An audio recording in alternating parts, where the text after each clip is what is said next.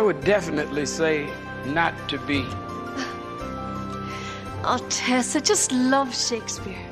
He was a strange little man. He kept writing down everything and saying alas. He really talked like that. Drove the local folks crazy.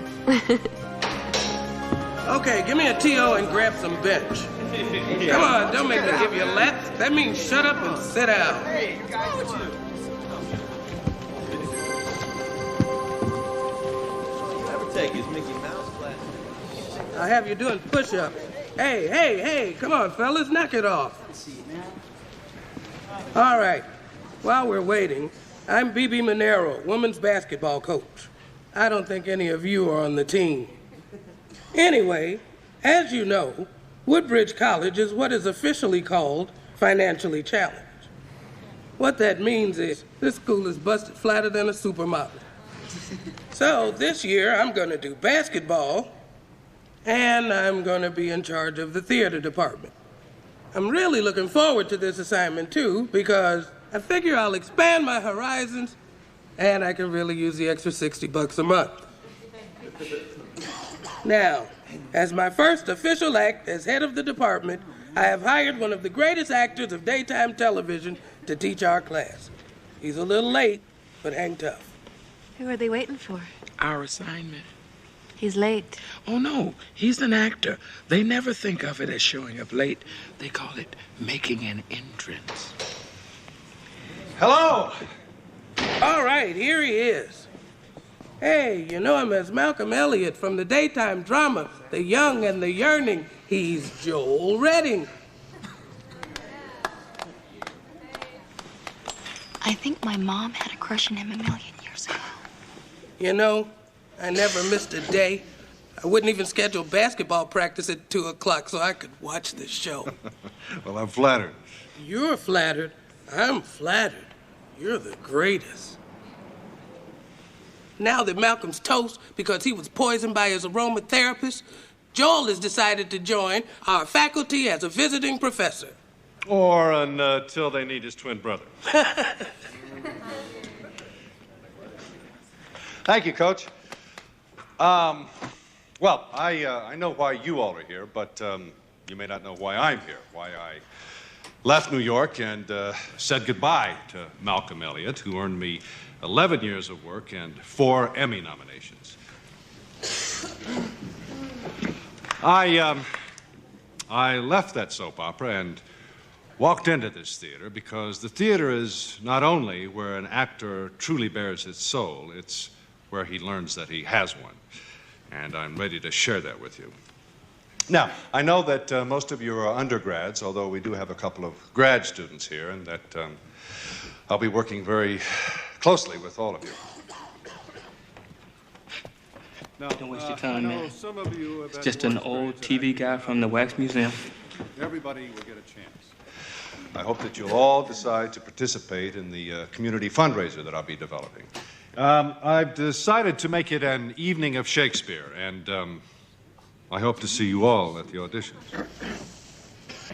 It should be a lot of fun. So, thank you. Okay, practice tomorrow night, 7 o'clock. And remember, no street shoes on the stage. Okay, class dismissed. So why are we here? All the world is a stage, baby, and everybody has the part to play. Unfortunately, for his son, that's all Joel has. His son? Marshall. Marshall adores his father. But just about all he knows about him is what he sees on TV. And the man is not going to be on TV anymore.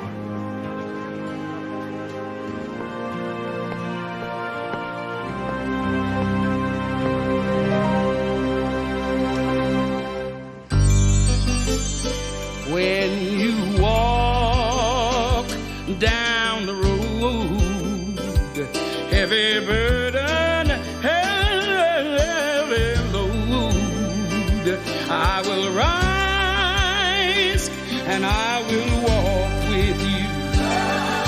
I'll walk with you till the sun don't even shine. Walk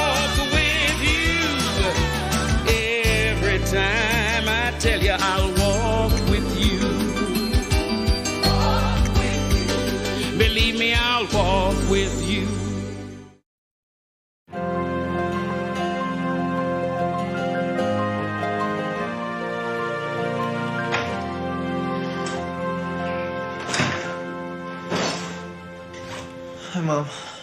Hi, honey. How was your first day of school? It's okay. What did you do afterwards? Did you hang with your new friends? Little morons. There's nothing to do in this town. Hey, keep your mitts off that. I want us to all eat together. It's our first dinner in our first house. Man, even a pizza bites you. Nah, it's just different from what you're used to. Yeah, well, what I'm used to is good New York pizza. I can make that New York pizza. Eat that and get out of here. Very weird. Home! Oh, hey, Dad. Hey, buddy, how was your day? It was all right.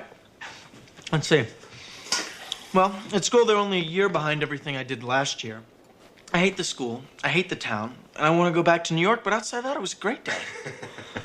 Well, I had a great day. They had a banner on stage. Woodbridge College welcomes Joel Redding. They all knew me. Should have been there. Now, you see, I told you you didn't have anything to be worried about.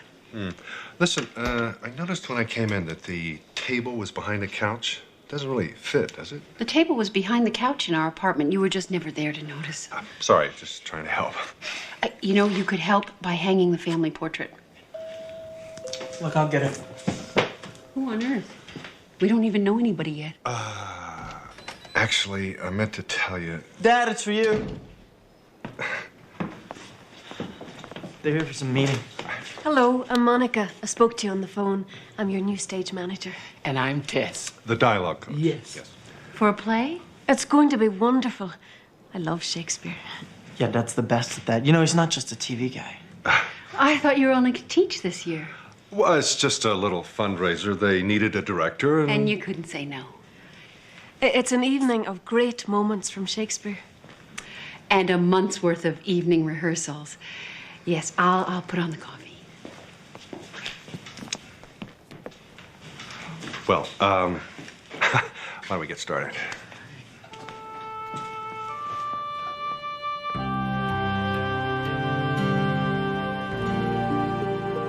Oh, wonder. How many goodly creatures are there here? How beauteous mankind is. Oh, brave new world that has such people in it. That's very good. I have a scene from Romeo and Juliet that should be just perfect for you. Great. I look forward to working with you. Sure. Me too.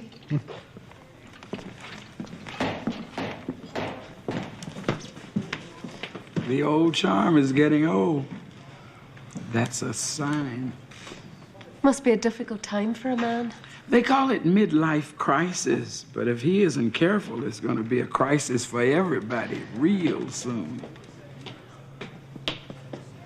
That's your cue.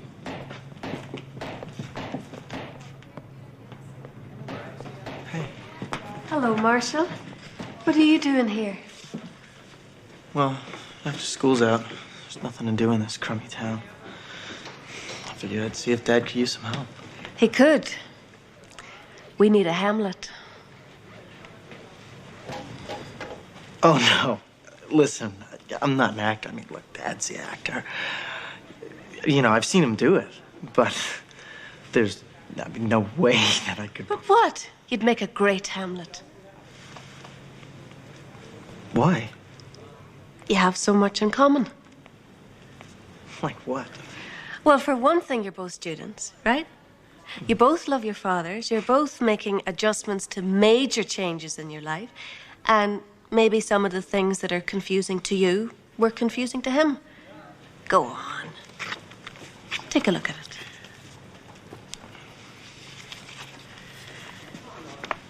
To be or not to be? Yeah, you see, here, Hamlet is confused, but in this case, it's about whether to live or to die. Yeah, I know what it's about. But I'm not confused about living. No, of course not. I mean, I wish I was living somewhere else, but... Oh, well, you see, think of that when you're reading it. And put that feeling into your audition. Go on. Give it a try. Go on. Friends! Romans! Countrymen, lend me your ears. If Shakespeare was alive, he'd drop dead. I come not to praise Caesar, but to bury him. The good in men oft lies in turn. Okay. Thanks, Mr. Overman. I'm sure we can find something. Check the board tomorrow. Thank you. Thank you. All right, I guess that's our last audition. I want to thank everybody for coming tonight. Wait. Please. There's one more.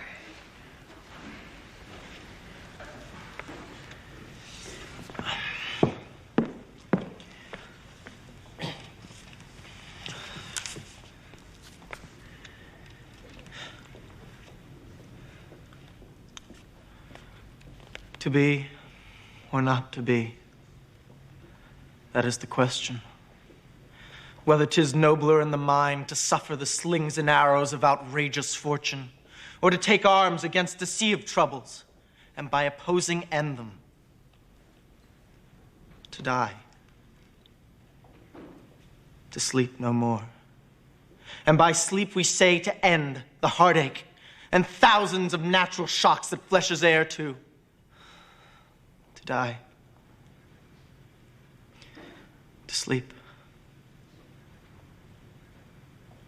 To sleep. Perchance to dream.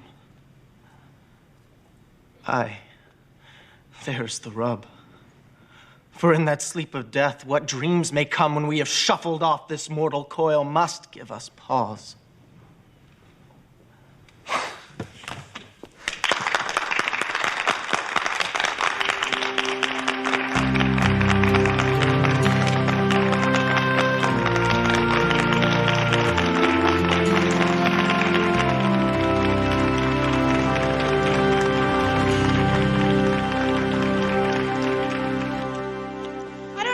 Marshall being an actor.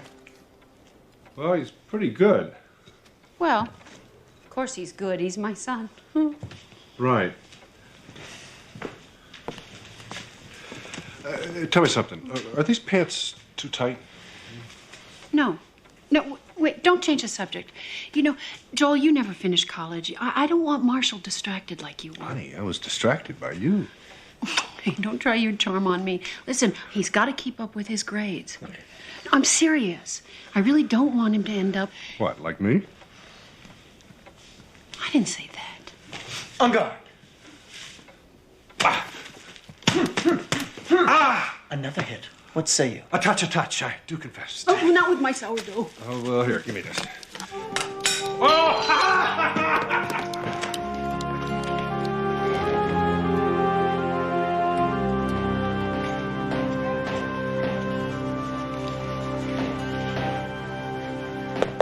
You missed a spot. Beg your pardon? Do I know you? The Angel of Death, at your service. Andrew, put that away before you hurt somebody. Hey, you're supposed to tell me how dashing I look. Monica, this is Andrew. He's teaching me how to sword fight. I've seen enough of them. Ready? Yeah. On guard. Good. Keep your hands up. Tess, is Andrew here on business? Well, he's certainly going to do a death scene. We just don't know if it's on stage or off. You missed a spot.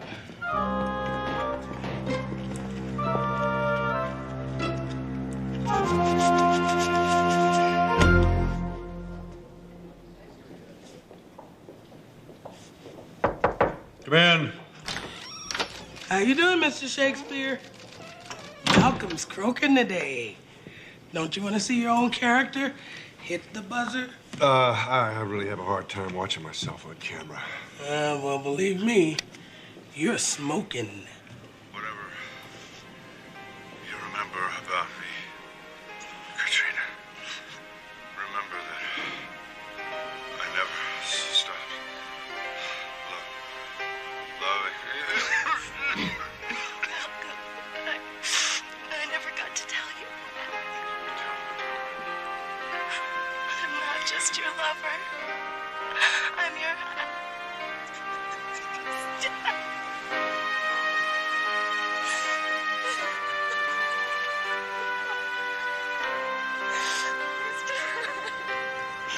Goodbye, Milk. I'm gonna miss you.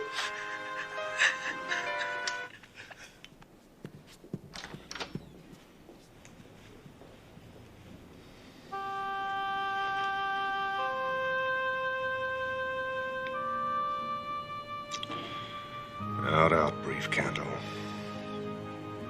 Life's but a walking shadow, a poor player who struts and frets his hour upon the stage. Karen. Mr. Redding. Oh, please, call me Joel. I really need your help. Sure. What's the problem? Well, it's this line here. Sweet good night, this bud of love by summer's ripening breath. I just don't feel it.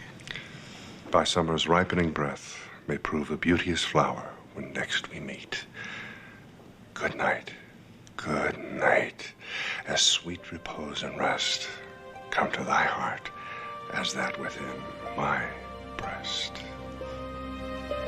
Here. Why don't we take it line by line?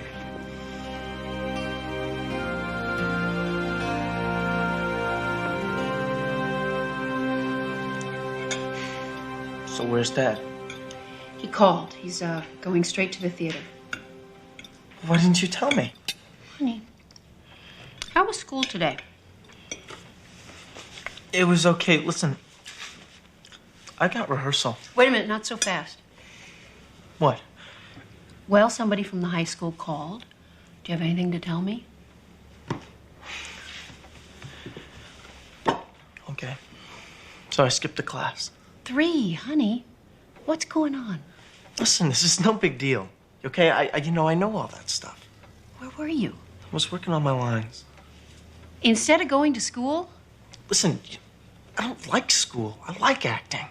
You know, and I want to help out Dad. I'm sorry, school comes first. Well, not to me, it doesn't. Listen, I am still your parent. Well, so is Dad. Don't even start with that. You know, just because your dad is around more now doesn't mean that my opinion doesn't count anymore. You know, why don't you get off my back? You know, I had a life until we moved to this place. Marshall, I'm on your side. Oh, no, you're not. You made Dad give up everything and move here. To this pathetic town. You don't understand. No, I do understand. Listen, I'm miserable and Dad is miserable. And don't tell me you had nothing to do with it.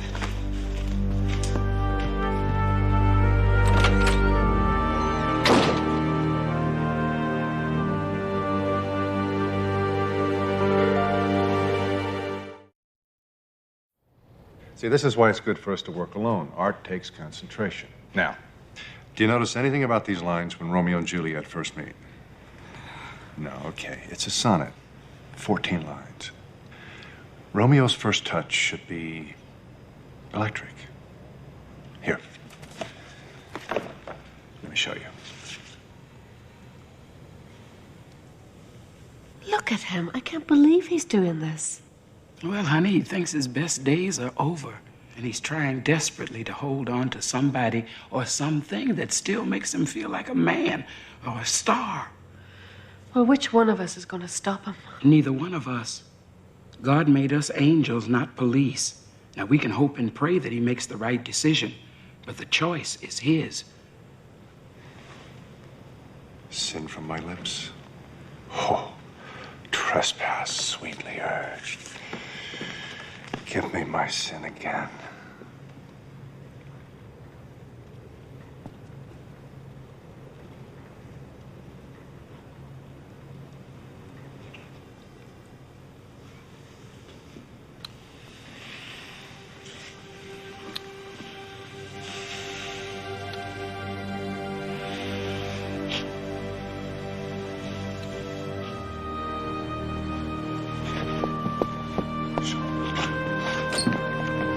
Marshall? Marshall!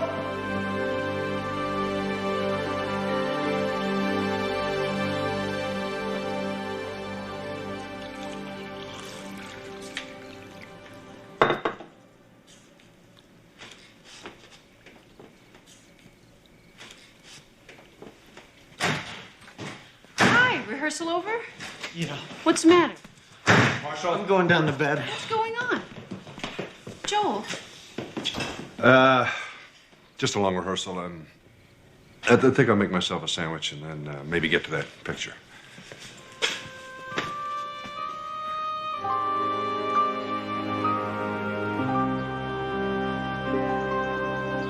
Morning, Mom.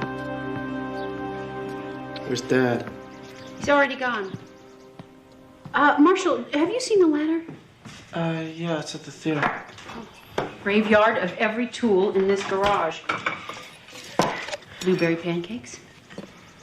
Yeah, sure. Listen, Mom. Everything's gonna be okay. What's gonna be okay? Well, you know, school's getting better and everything, and, you know, the show's gonna be over soon, so we can be a family, you know, like you wanted.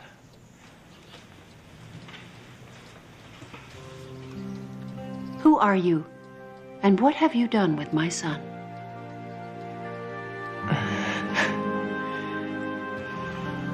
I am weary. Give me leave a while. Fie, how my bones ache. What a jaunt have I had. I would thou hadst my bones and I thy news. Wait a minute. Stop. I've had this long, fat jaunt, so I got to sit down. Good idea. Babe, got a minute? Yeah, take 5. Great. What's up with this invoice? 14 Elizabethan costumes? Yeah? What do you mean? Elizabethan. I thought we were doing Shakespeare. And whatever it is we're doing, we only got $65 to do it with. That's our entire budget? I couldn't buy a ruff for $65. Who wants to buy a ruff? What is a ruff? A ruff is what an actor wears that forces him to stand in a certain way, a Shakespearean way. He has to adopt a formality which is matched by the formal language that Shakespeare gave his courtiers. You know, my dog wore one of these once so he wouldn't bite his stitches out. But let's talk. I got a little money from the Wiener concession. So maybe if I could come up with some dough for your Shakespearean finery, maybe you could find something a little thespic for me. Maybe. Yeah, sure. Marshall, what you saw was... I didn't see anything.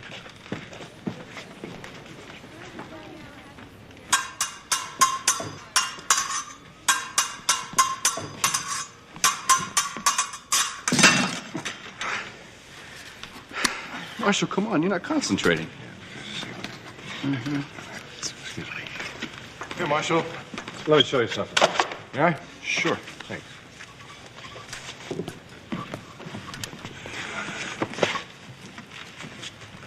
Okay, let's go.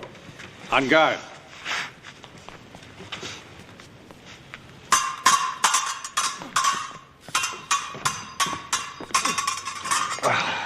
You hold it back. Don't hold back. All right, from the 6th, Perry. On guard.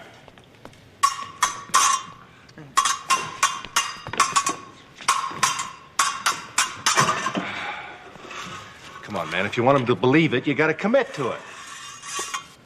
Let's go from the top. You should talk about commitment. On guard.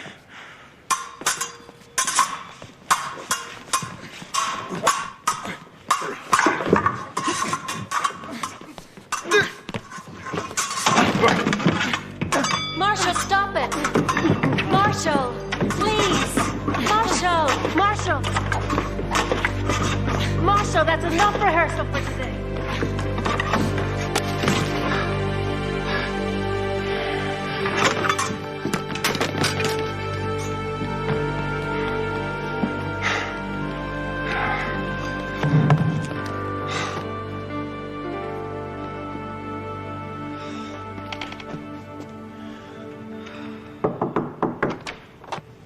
Hey. Tay. I guess you got more out of those fencing lessons than either of us thought. Whatever the problem was out there, dueling is not the way that people work things out these days. Why don't you try to talk to him? Because I've got nothing to say to him. Ooh, I don't know. You can start with the truth. It's always a good technique. Now, it might not be pretty, but you got a pressure cooker that's building up in you.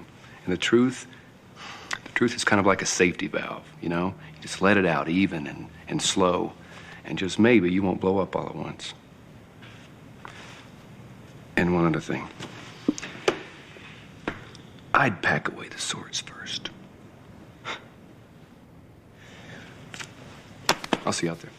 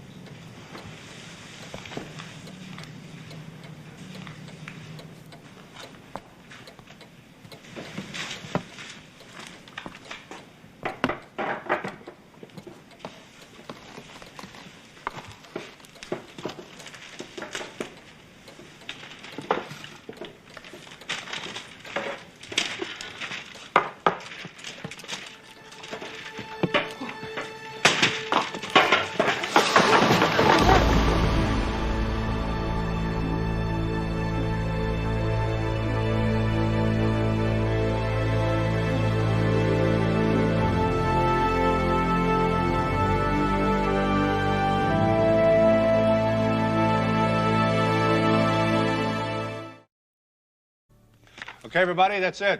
Go home, take a rest. And remember, I want all lines memorized by tomorrow. Good work. Good night. Get out of here. Hey, you want to grab something? See you later.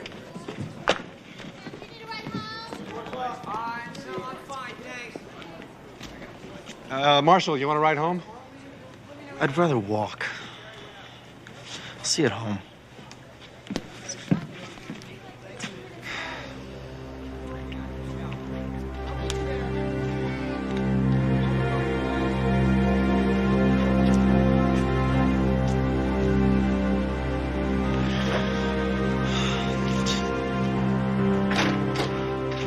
Mom, I'm home. Dad will be a little late.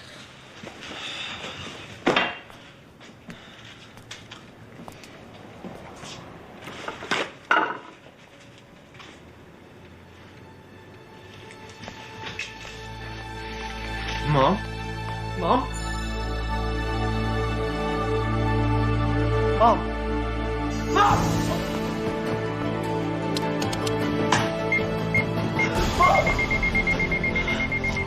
Mom? I need some help. Somebody help me!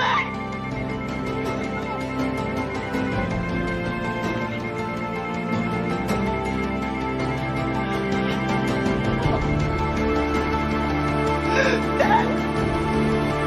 Where are you?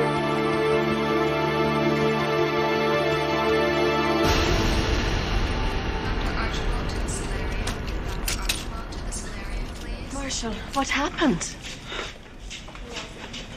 I don't know. I got home and she was just lying there, bleeding. Have you seen my dad? I'm sorry. How is your mother doing, baby? I don't know. I mean, they keep coming and going, but they don't tell me anything. Well, we'll just see about that. Are you okay? Where's my dad? Don't worry. I can guess. Mr. Nurse, there's a young man down there waiting outside of his mother's room where she's been in there for several hours, and nobody has had enough compassion to let him know what's happening with her. Hush, hush. Now, you get me a doctor, get me some facts, or I will go into that room myself, and nobody, and I mean nobody, is going to stand in my way. Do you understand me? Where would you like me to get a doctor? Just hush up. Just do it, and do it now.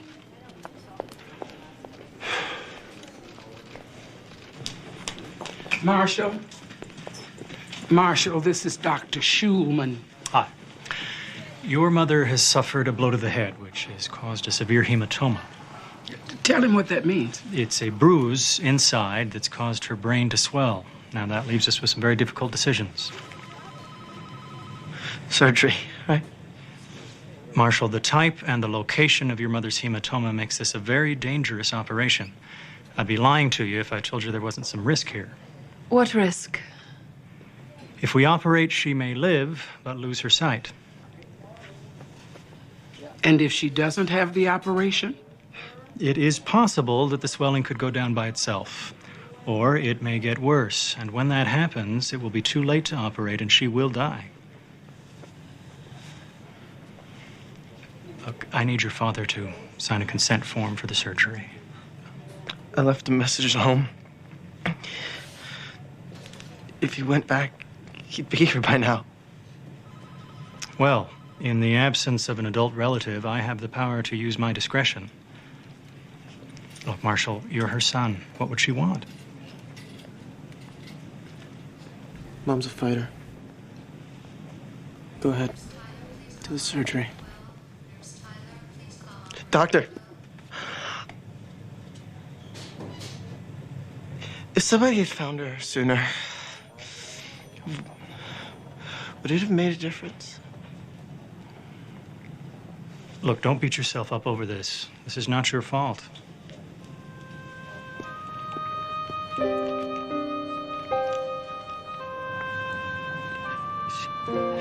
She made me blueberry pancakes this morning.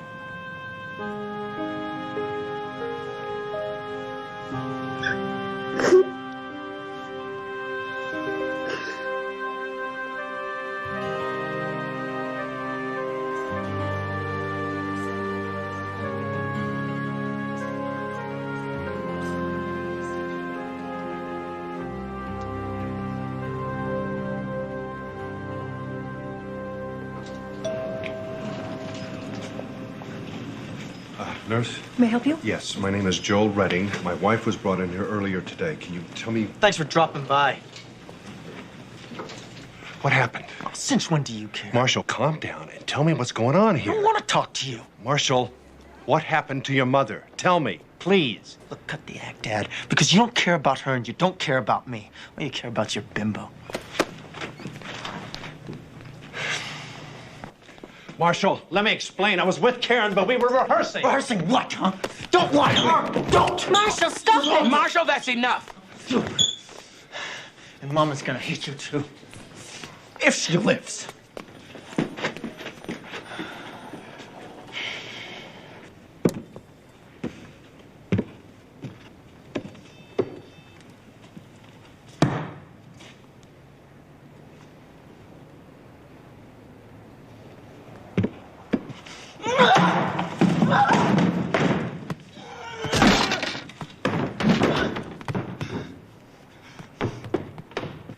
Come on, Marshall, pick up the phone. Here's some ice. Please. Marshall, you there?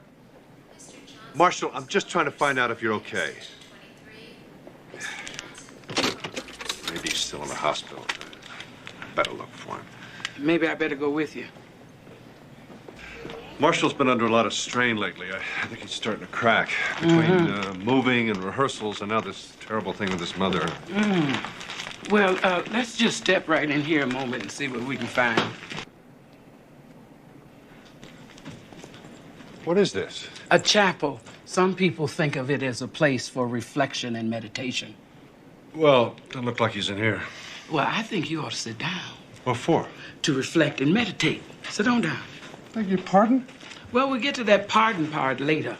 But right now, I want you to stop trying to explain away your son's behavior.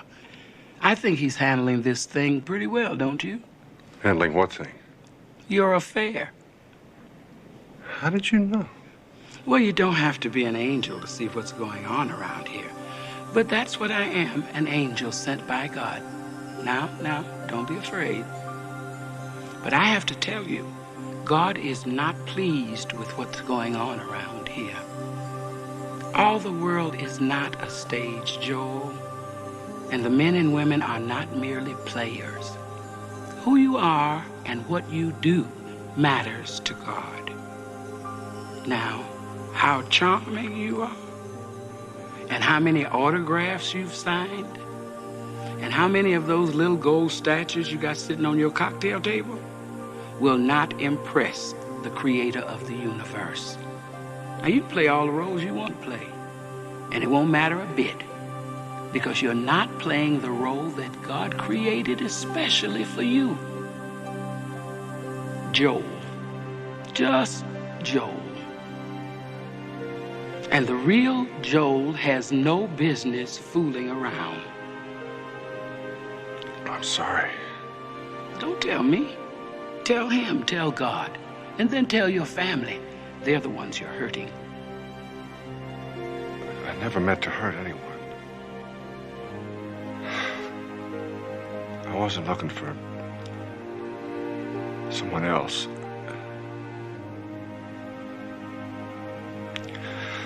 I just needed to feel better about myself. Well, did it work? I didn't think so.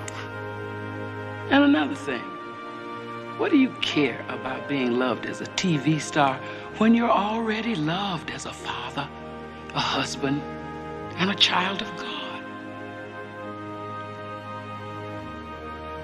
Help me. Don't ask me. Ask him. God is your helper, and he loves you, and he is listening.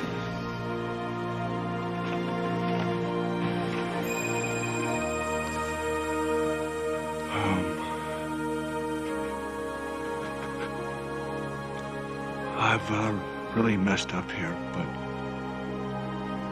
I guess you know that. I don't deserve it, but I could use a little help here. Please. Help.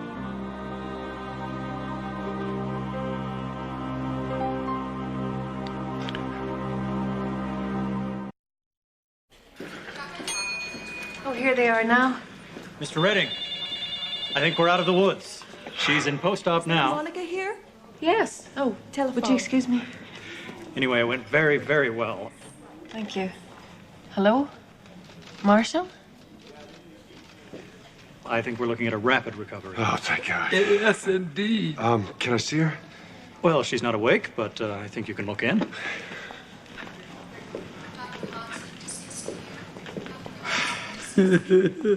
It went quite well, they tell me. Sometimes I'm just an observer.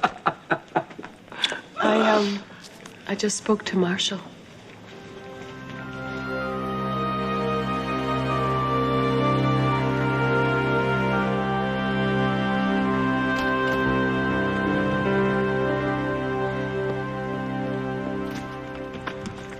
Marshall.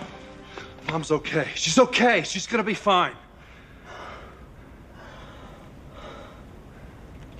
Well, no thanks to you and Karen. What happened with Karen was a mistake, and it's over. You gotta believe me, son. Find yourself another son. Because as far as I'm concerned, you're not my father. Marshall, I'm asking for your forgiveness. Forget about it. You ever hear the expression, to err is human, to forgive divine? Look, man, don't quote me that crap. You know, all your speeches and your lines. Well, listen, don't even talk to me until you want to tell me the truth. You know why we left New York? Yeah, because Mom finally got you to leave the city. No. I was fired. What? I didn't quit the soap. They fired me because I was too old. Just like 11 years ago, they fired somebody else and gave me his job. We're here because it's the only job I could get. I didn't have the guts to tell you the truth. Why? Because you were my biggest fan, and I didn't want to disappoint you. Ironic, huh? I'm sorry I hurt you. I'm sorry I hurt your mother. But I felt like such a loser coming here. I just needed to be wanted by somebody. I forgot I already was. Your mother didn't make us leave. All she ever wanted was a family. As do I. What I did was wrong. And I'll never do it again. Well, I still can't forgive you. The quality of mercy is not strained. It droppeth as the gentle rain from heaven upon the place beneath. It is twice blessed. It blesseth him that gives and him that takes.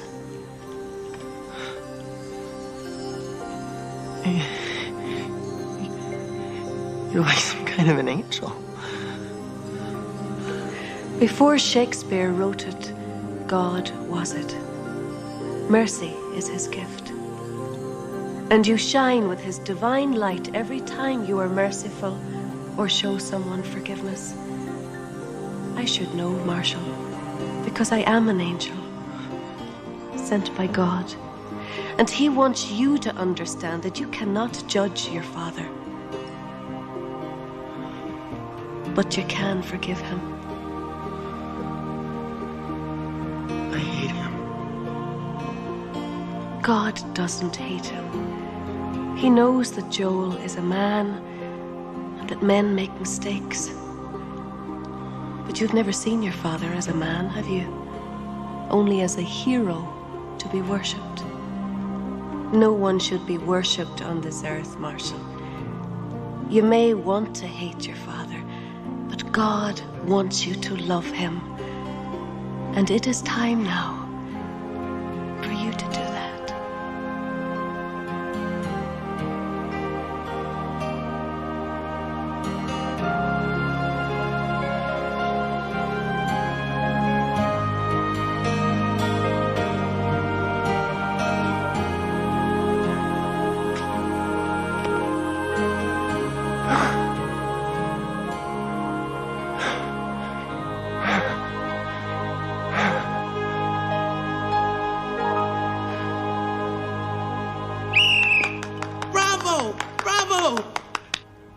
A slam dunk! How did you do that with the lights?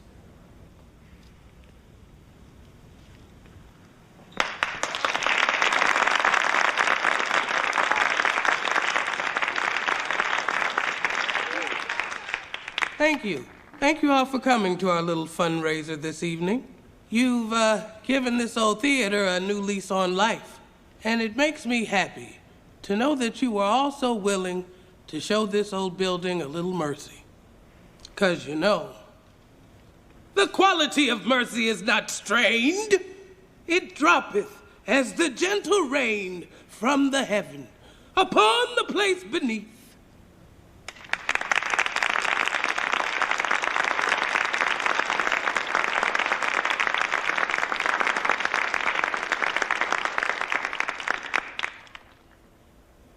And gentlemen in England will think themselves accursed that they were not here, and hold their manhoods cheap, whilst any speaks that fought with us upon St. Crispin's Day!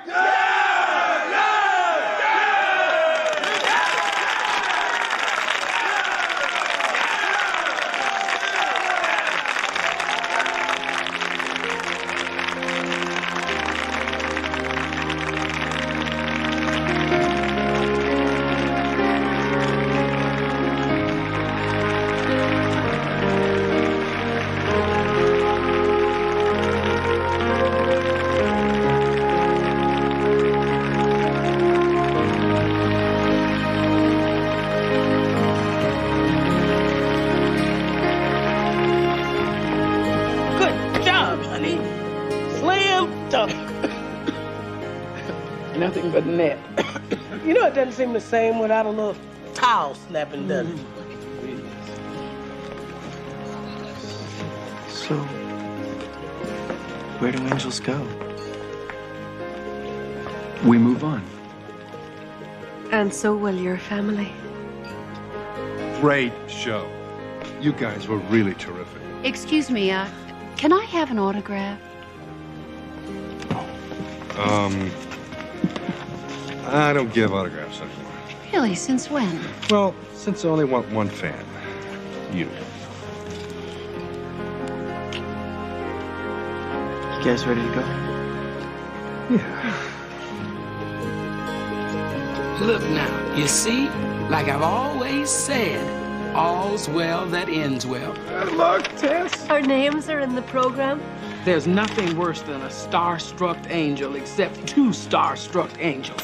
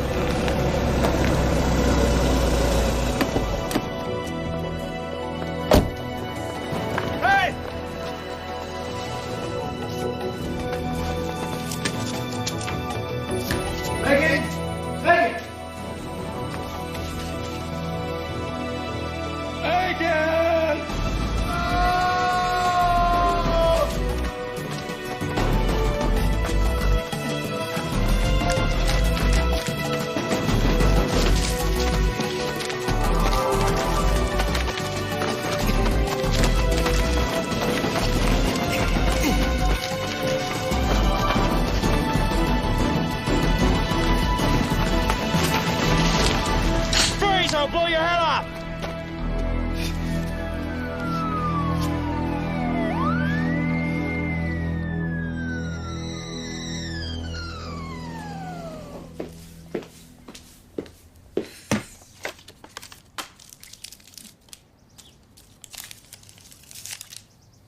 You are a calm and graceful presence.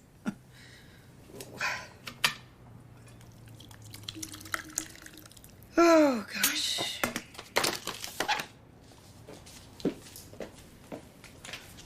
Get tea. No fortunes.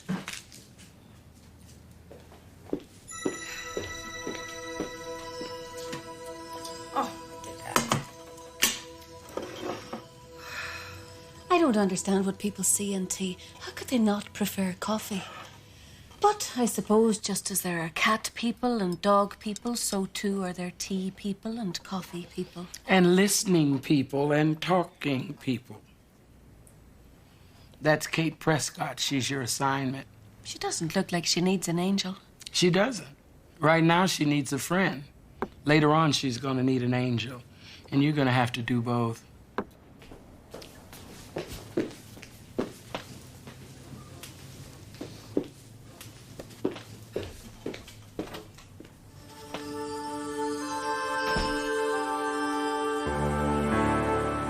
I don't see Kate. She'll be here. This is where she spends her days. What kind of a trial is this? A sweet girl got murdered in her own home. Oh, Tess, no. The evil that men can do. That's the victim's father there. Poor man. He's a victim, too. In this case, baby, we got a lot of victims. What do you mean? Excuse me. Oh, hello. Is that seat taken? Oh, no, not at all. Must be very hard for him. Yes.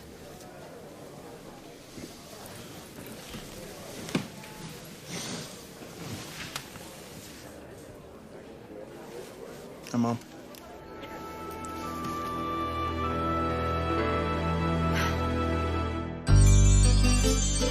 When you walk down the road,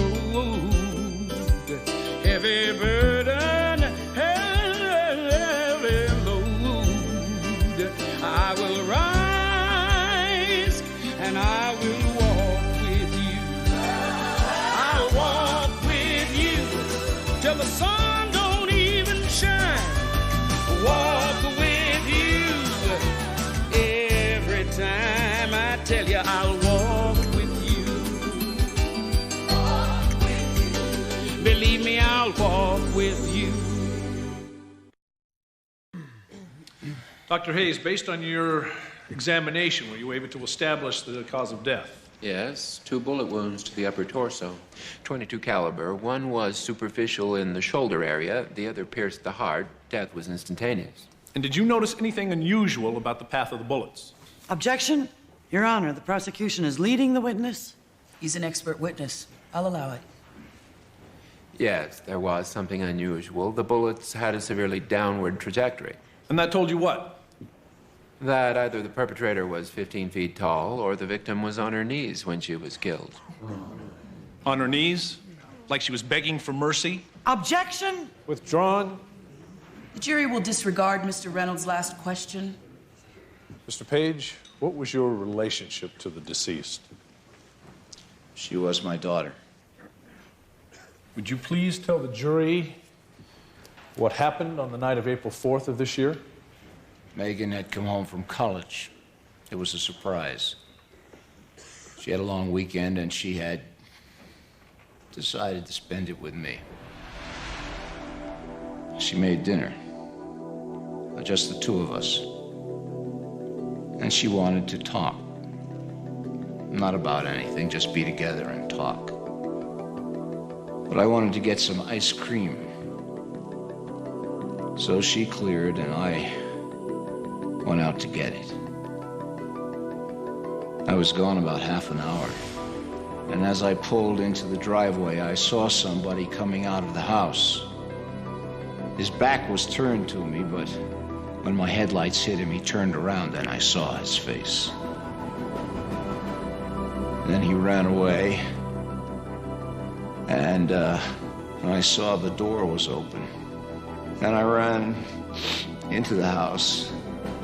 Megan! Megan! And she was lying there. Megan! And there was a lot of blood. And I tried to put something over the wounds. But there was too much blood.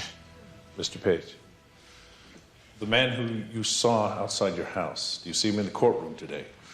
It was him. He killed her. Objection. Sustained. Mr. Page, only answer the questions that you're asked. I saw him in my house. His footprints were there. He killed her. Your Honor, this is extremely prejudicial. Jury will disregard. No, don't disregard. He killed her. Order. Order. Bailiff, please remove Mr. Page from the courtroom. He killed her, I'm telling you. He did it. He killed my daughter. There's no doubt about it. Order He's in the one who did it. He's the one. This court is adjourned until 9 o'clock tomorrow morning. Members of the jury are reminded not to discuss this case amongst yourselves or anyone else. I'm sorry. This must be very difficult for you. Tommy. Mom.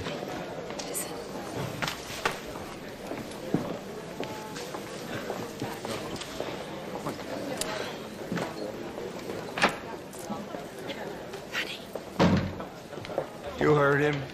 She was on her knees, begging for her life. I saw him with my own eyes. The police caught him in the woods next to my house. How much more evidence do you need? You know he's been in prison 3 times. He has to be put away for good. How could you raise a human being like that? Prescott, has your son ever discussed the crime with you? Is it true that your ex-husband was an abusive father? Has the DA asked you to take the stand? Stand back, please, and give her some space. Come with me. I know a way out. This way. Please, one statement. Excuse me. It's locked. Wonder how that happened. My name is Monica. Well, look, Monica, my Thomas has been in plenty of trouble. He's no saint, but he's never hurt anyone. And he never would hurt anyone. Make sure you print that. Print it? Print it where? In your newspaper. Oh, no. I'm not a reporter. I'm a stranger. Reporters I tolerate. Strangers I ignore completely.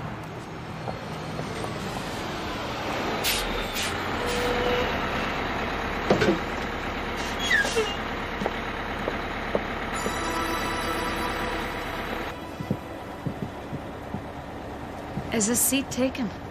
Yes. It's a public bus, honey. You come on, and you can sit wherever you wish. How are we today, Mrs. Prescott? Can't complain. It wouldn't do any good anyway. Look, please, I'm on a schedule here. Who's your friend? Don't have any friends. I'm Monica. Hi, Monica. I'm Mrs. Angeli. That's like Angel, but there's an I at the end. Hello. Mrs. Prescott and I, we go way back, don't we, Mrs. Prescott? Way back to 3 weeks ago. Ever since she began coming to court. It's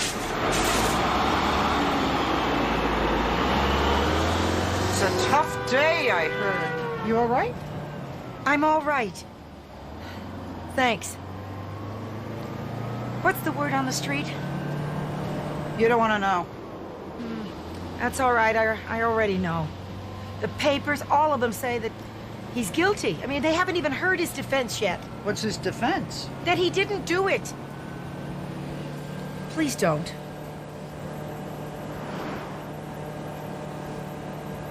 Officer Bolton, after you responded to the 911 call, did you apprehend a suspect in the woods surrounding the Page home?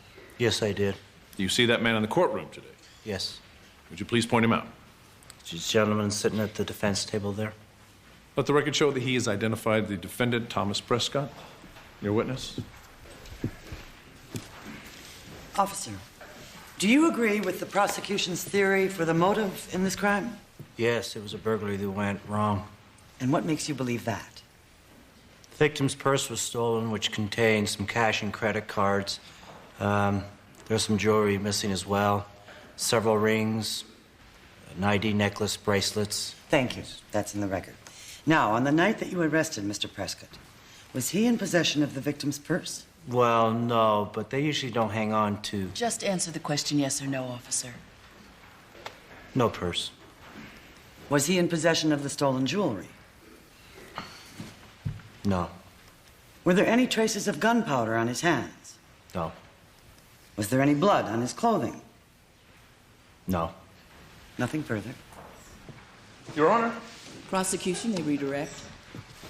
Officer Bolton, is it possible to fire a handgun and not leave gunpowder residue on your hand? Sure, if he's wearing gloves and he dumps them afterwards. Objection, speculation? Overruled. You open the door, Counselor. Thank you, Your Honor. Officer, how would you describe the terrain around the Page home? It's a heavily wooded area. Did the police conduct a thorough search for evidence in that area? Yeah, but it would take 100 men all year to look everywhere. So, in your opinion, it would be possible for someone to hide evidence in that wooded area that would not be found? Very possible. Thank you very much.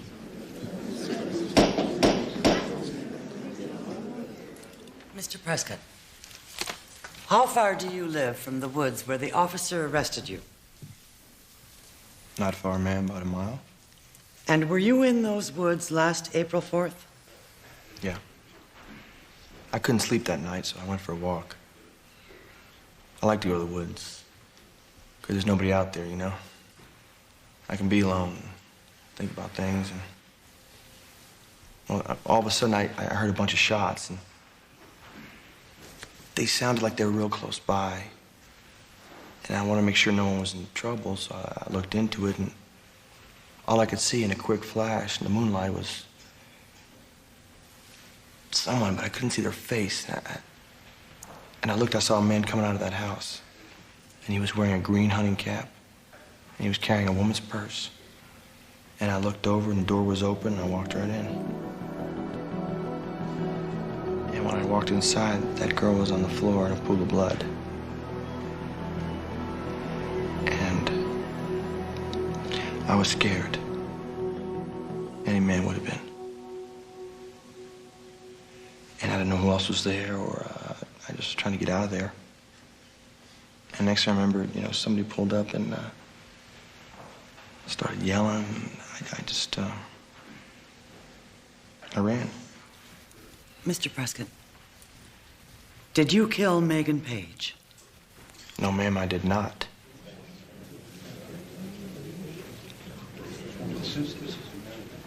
Your witness? Well, tell me something, Mr. Prescott. You frequently go walking at night all dressed in black? No, sir. It's just what I had on, that's all. Don't you usually wear black clothes when you're committing crimes? Your Honor, Mr. Reynolds, you know better than that. I apologize. I withdraw the question. He does not have a regular job. He works part-time at a gas station. He goes for walks in the woods, just to get away from the world. You may see someone who does not fit your idea of a model citizen. But most importantly, you did not see him, nor did anyone else see him commit this crime. He was simply in the wrong place at the wrong time. The fact is, the prosecution has failed to meet their burden of proof. They have given you no physical evidence that links Thomas with this crime. And without that evidence, you are compelled by law to find Thomas Prescott not guilty. Look, the defendant admits he was there. He was in the house. And a person gets scared and they run because they're guilty, not because they're innocent. And just because he's hidden this gun in a place where it can't be found does not mean he didn't commit this crime. We know who killed Megan Page, and it wasn't somebody in a green hunting cap. It was Thomas Prescott. And it's time for you to tell this man that you know it too. Your Honor. Order. Order. All right, Mr. Prescott, that's enough. Let's get to the jury instructions so they can begin deliberations. Waiting out a verdict like this, my heart goes out to you and that poor Mr. Page. Thank you. I am sorry about his daughter, too. Very sorry. But my Thomas has had nothing to do with this. I didn't mean to say that.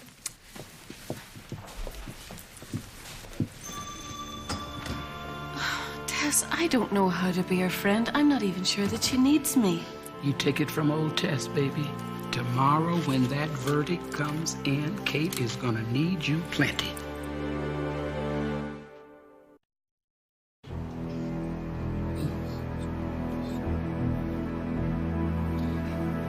Mr. Foreman, have you reached a verdict? Yes, Your Honor.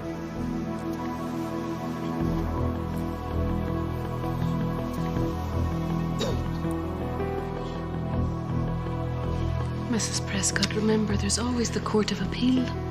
But he's not guilty, Monica. I don't care what anybody thinks. He is not guilty.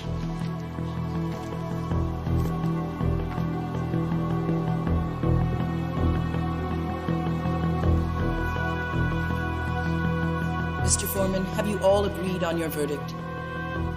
Yes, Your Honor. We have. Will the defendant please rise for the verdict? Mr. Foreman, please read the verdict. We, the jury, find the defendant, Thomas Prescott, not guilty. Order! Order! I will have order in this courtroom. Order! Order! I'd like to thank the jury for their time. Mr. Prescott, you're free to go. Court is adjourned. Reaction to the Prescott verdict continues at this hour. Angry protesters are still picketing outside the courthouse, carrying signs saying, "Doubt Thomas," and "Murdering women is a crime." Meanwhile, the jury's foreman spoke out about the verdict. The jury was not allowed to know about his past burglary arrests. I mean, if we had, well, who knows? I mean, most of us felt he probably did it, but there were some questions. And as you know, it's guilt beyond reasonable doubt. We just couldn't do it. But we don't feel that great about it.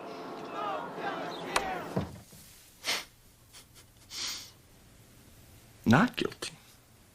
Not. Hello? Hey, Bill, what's going on, man? Yeah, no, I was just about to call you about my schedule.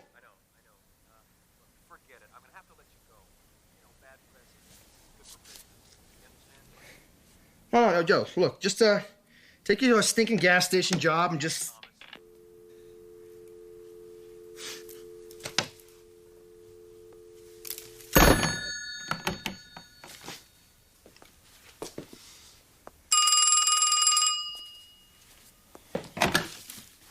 Hello? Yeah, who's this now? Oh, yeah, this is the killer, yeah. Yeah, no, this is the killer. Yeah, why don't you come over here right now and I'll kill you, okay? Okay, yeah,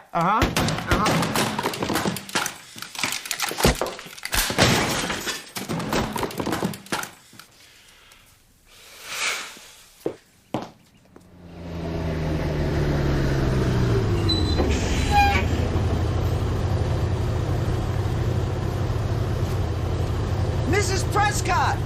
Word on the street is that Leonard Page is getting the whole town up in arms.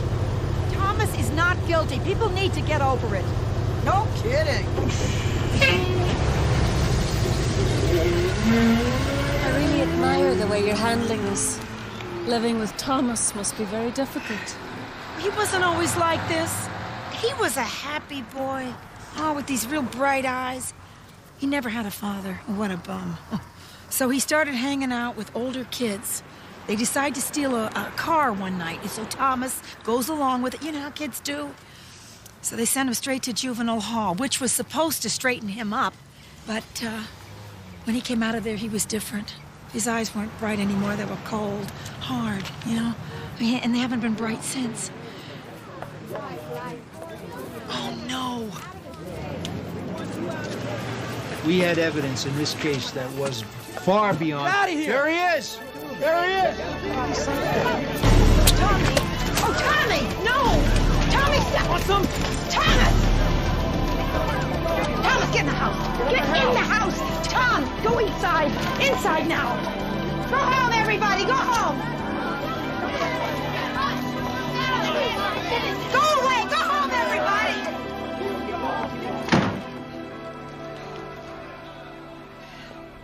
Ma, who is she? Oh, she is my friend, Monica. I don't know her. We met at court. She was the only person willing to sit next to me. Hello, Thomas. Ma, you don't know why she's being so friendly. Maybe she's wired. Maybe I should frisk her. Thomas, this is my guest. Now, what were you doing out there? I was just trying to get rid of them out there. Why didn't you call the police? I did. And? They laughed. You think they're gonna help me? They think they're the ones that are not safe? I'm the one who's not safe.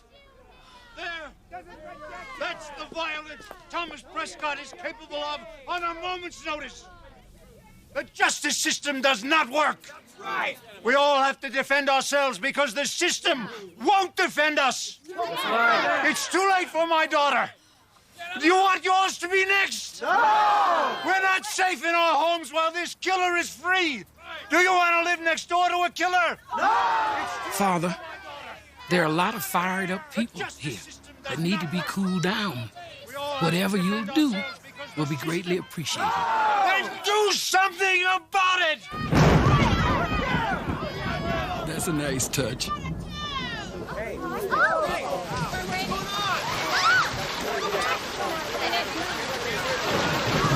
Look, they're running away. They're going. It's not going to rain forever, Thomas.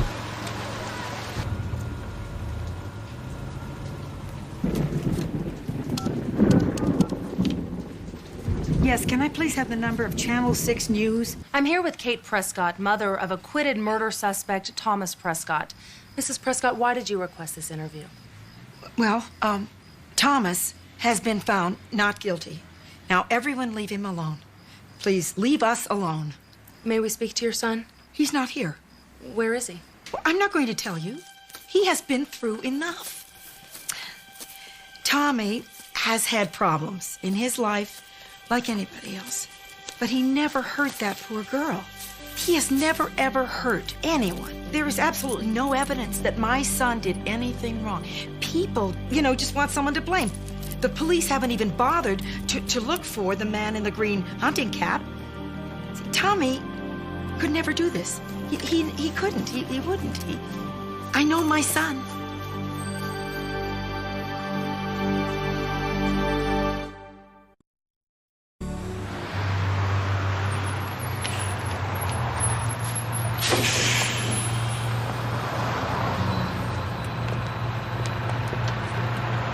Morning! No Mrs. Prescott, huh? No, I haven't seen her. I'm not surprised. Word on the street is she doesn't want to show her face.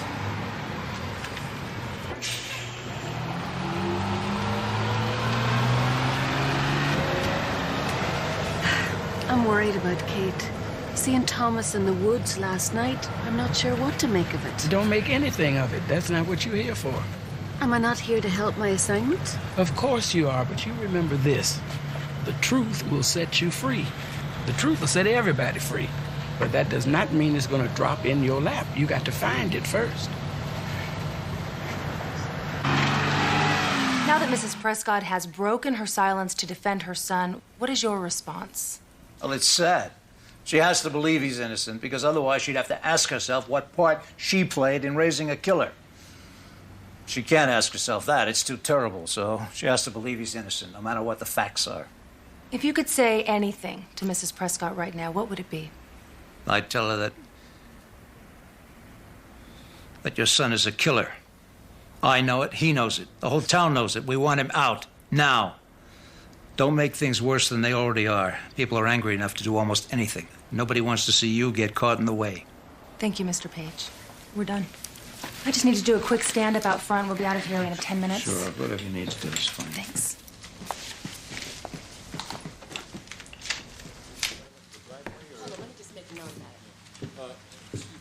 You want to take him to the driveway, or yeah, I'll cross the streets and see the whole house. Hello, Mr. Page. I'm sorry, I didn't see you. I got a message for you. Oh, from the police? No, it's from God. God. Seeing as how you're a man who thinks only his view is right, I know you're going to have trouble with this concept, but listen to me here. In this world, there are two kinds of judgment: God's judgment and man's judgment. I'm sorry, what? Man has judged Thomas Prescott with the only system it has, the legal system. Which is not a perfect system. Of course not. It's operated by man, but man has spoken. And whether you like it or not, the verdict is what it is. And the only judgment still left to be made is God's judgment. Are you crazy? Are you saying he should walk away free? I assure you that God's judgment is more just than you can imagine. And whoever killed your daughter is gonna have to answer to him. No. Whoever killed my daughter is going to have to answer to me. What do you want, Mr. Page? Justice or revenge? What's the difference? The difference is that one of them is right, and the other one is wrong. Is this woman with you? This woman who's in here, is she with you because it...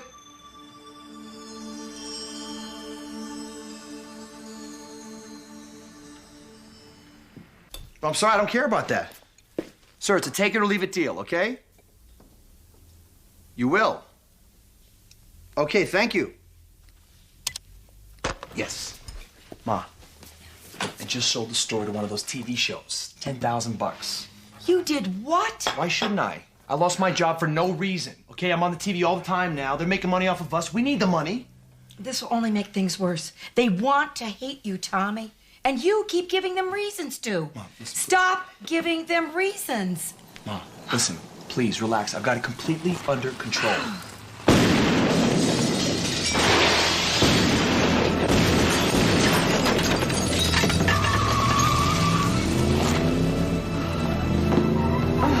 You all right, dear?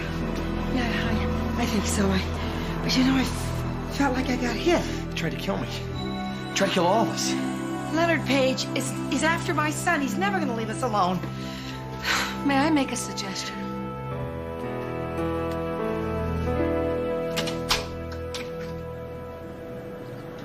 Mr. Page, I'm as unhappy about being here as you are about having me here. I doubt that, Mrs. Prescott. 2 hours ago, someone fired a gun into my home. They tried to kill us. Well, if you're suggesting I had anything to do with that, you're wrong. I don't think you actually pulled the trigger, but you might just as well have. Now, what is it that you want? I want your son dead. Since I can't have that legally, I want him the hell out of this town. We're not gonna move. You leave us alone. Like your son left my daughter alone? The jury said not guilty. The jury was wrong. Look at my daughter, Mrs. Prescott. Take a real good look at her. Look at her. This is what was taken away from me.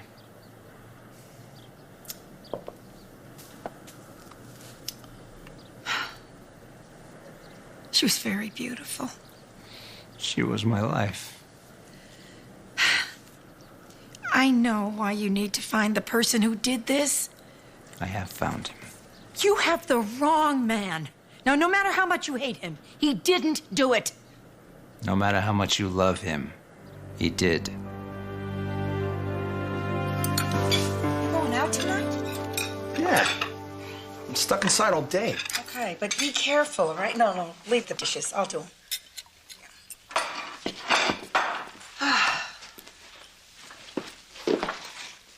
Emma, I picked this up this afternoon. Oh? Just a little something to say thanks for hanging in there with me. Oh, well, thank you. I thought you stayed in today. Whatever. Rita, All right. You're my favorite girl. Love, Thomas. Aw. Mom, this goes with it. What? Oh, this is beautiful. But you can't afford this. Don't worry about that, Mom. You deserve it. Okay, go on. Go out. Have some fun. I'll see you later, Mom. Okay.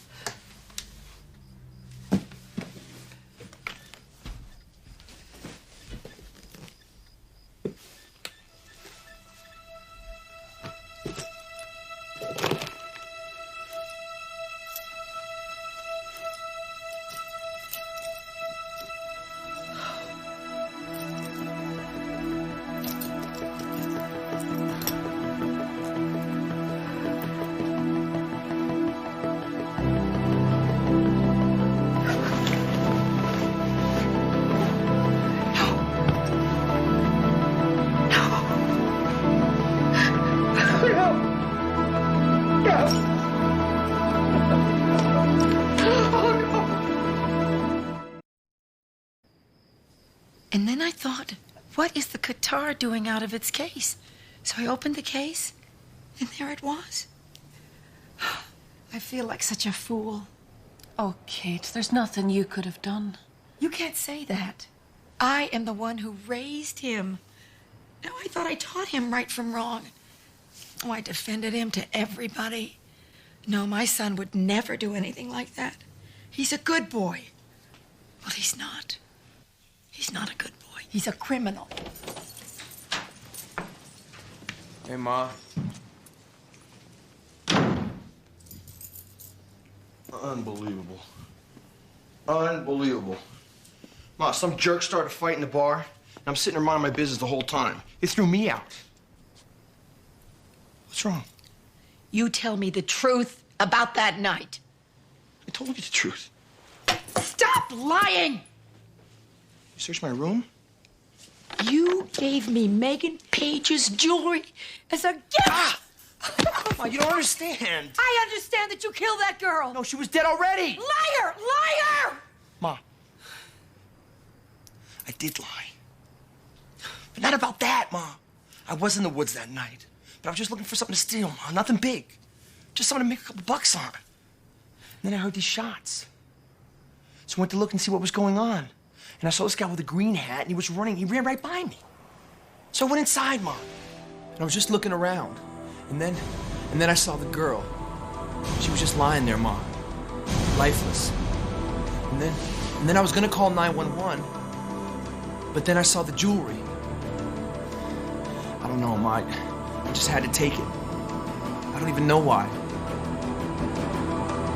By the time I got out of there, the father came home, so I left. That's it, Ma. I swear that's the truth. Well, I don't believe you. Mom! Don't call me that anymore. Ma, no more. No. I thought you believed in me. I used to.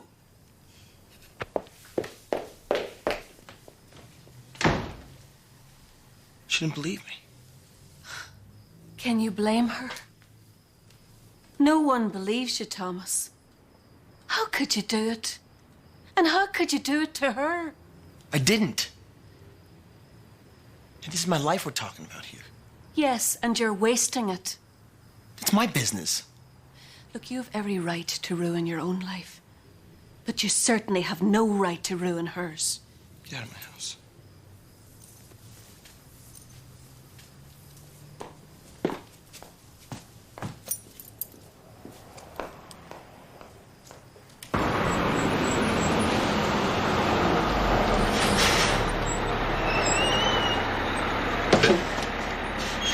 Hi. Have you heard? Heard what? I found the jewelry in his room. And I am so sorry for everything he has done. I don't know why he did what he did. But I'm just so sorry.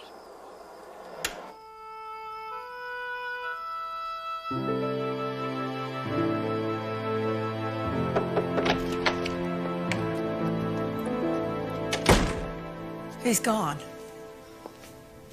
I went in his room this morning, and he is gone. I don't know where he's gonna go. He doesn't have much money. He left the jewelry behind. And this.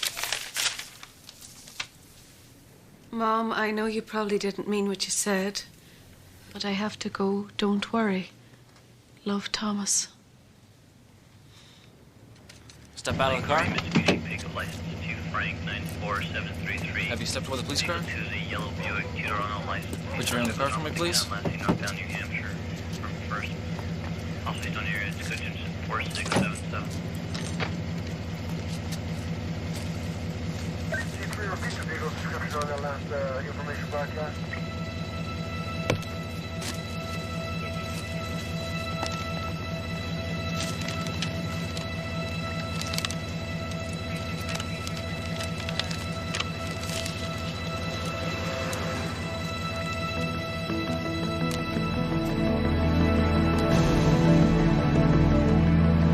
Put your hands on your head! Do it now! You're under arrest. Cuff him, Pete. You have the right to remain silent. Anything you say can and will be used against you in a court of law. You have the right to an attorney. If you cannot afford an attorney, one will be appointed. Hello? Yes, it is. Yes, Sergeant. Are you sure? Oh, my God. Our top story tonight. Police say they have arrested the man who was the killer of college student Megan Page. The suspect is described as having a history of violence and has apparently confessed to the killing. They say he laughed as she pleaded in vain for her life. Bill will be along with that weekend weather forecast, and Dave will have all the sports scores a little bit later. Oh. I didn't hear the door. I didn't use the door. Monica, I'm not much of a people person, but I don't know how I could have gotten through this if you hadn't been watching over me. You've been a real angel. Just like one.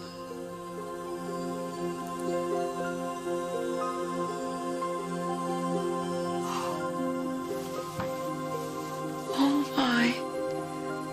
God sent me to you, Kate.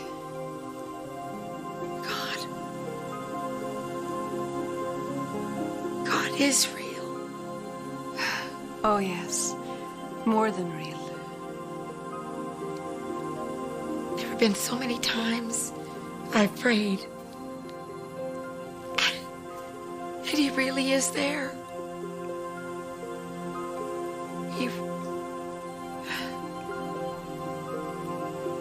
So, he knows what I've done. Yes. I've betrayed my son. I've turned my back on him. I did the one thing I never thought I could ever do. I failed him. I failed God. Oh my God. Kate, I didn't come here to watch you condemn yourself. God doesn't want that. Everybody fails sometimes. Not like this. Exactly like this.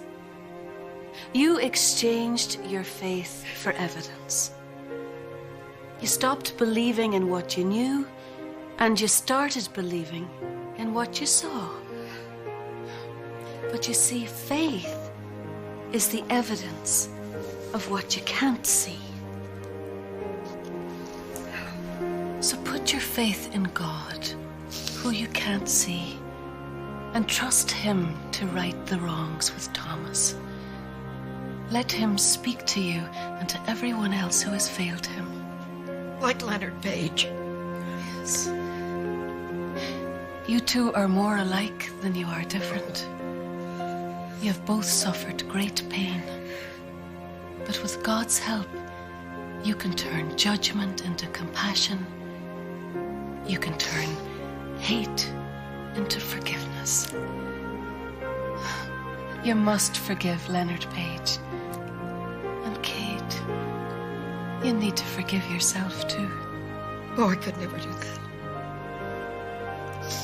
I wasn't there when my son needed me the most. Nobody is perfect except the one who sent me here. And He sends perfect peace to imperfect you and imperfect Thomas.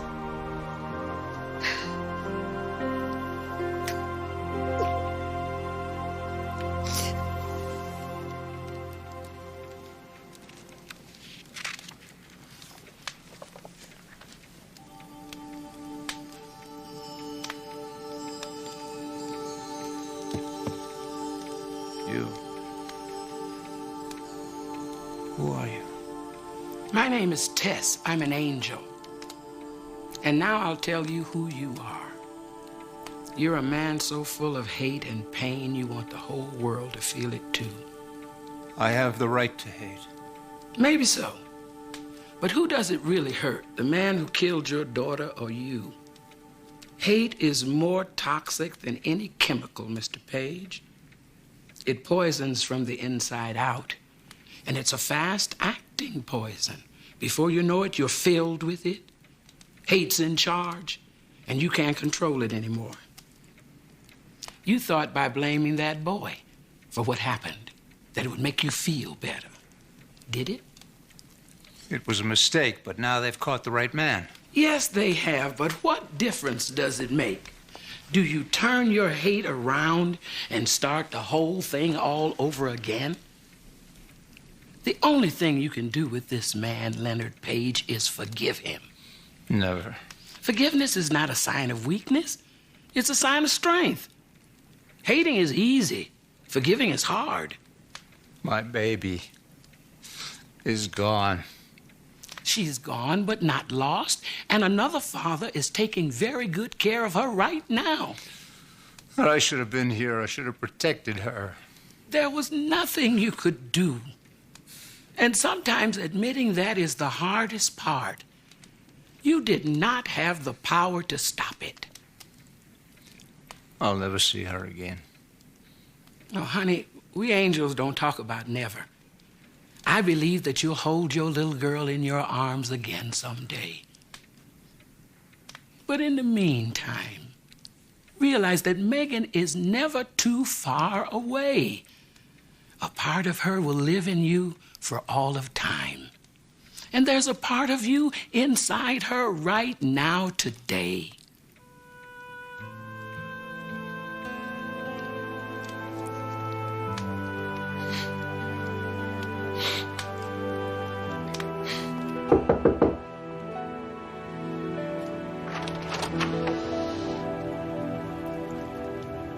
I'm so sorry. Please come in.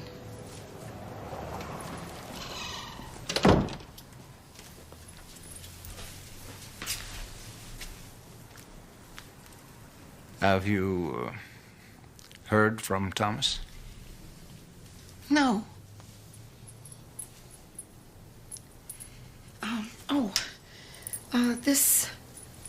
This belongs to you too. With everything happening, I'm sorry, I forgot.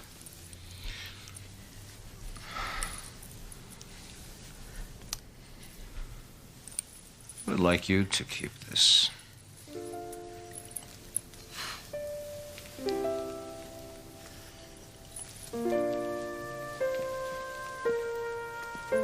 Thanks.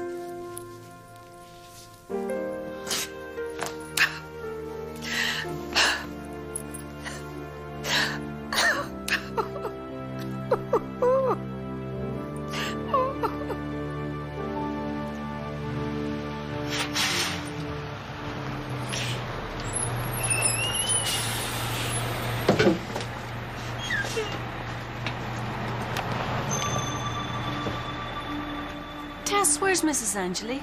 She got transferred. Oh, too bad. There was something about her I really liked. She said the same thing about you. She did? She did a good job, too. Yes, it must be very difficult driving a bus. Oh, that wasn't her job. That was just her assignment. Her assignment? You mean? She was the advance angel on this case. She set it up so the caseworker could do her job. Imagine that. But then I guess the only question I have is about Thomas. Well, what is that, Angel Girl? He left the jewelry behind. He's going straight, isn't he? He surely is.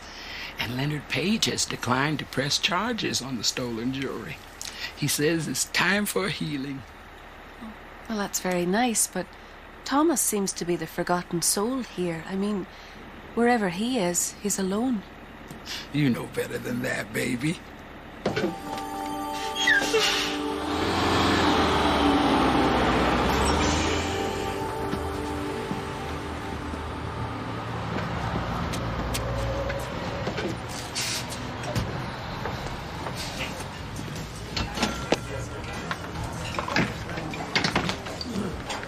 How are you, honey? Are you new around here? My name is Mrs. Angeli. That's like Angel, but there's an I on the end. Do you want some coffee? Yeah. All right, now listen, we have a blue plate special, but trust me, I wouldn't try it. There's my smile. You know what? You're too thin. We are going to have to fatten you up. So Thomas is gone, but not lost. God never gives up on us, baby, even though sometimes people do. Amen.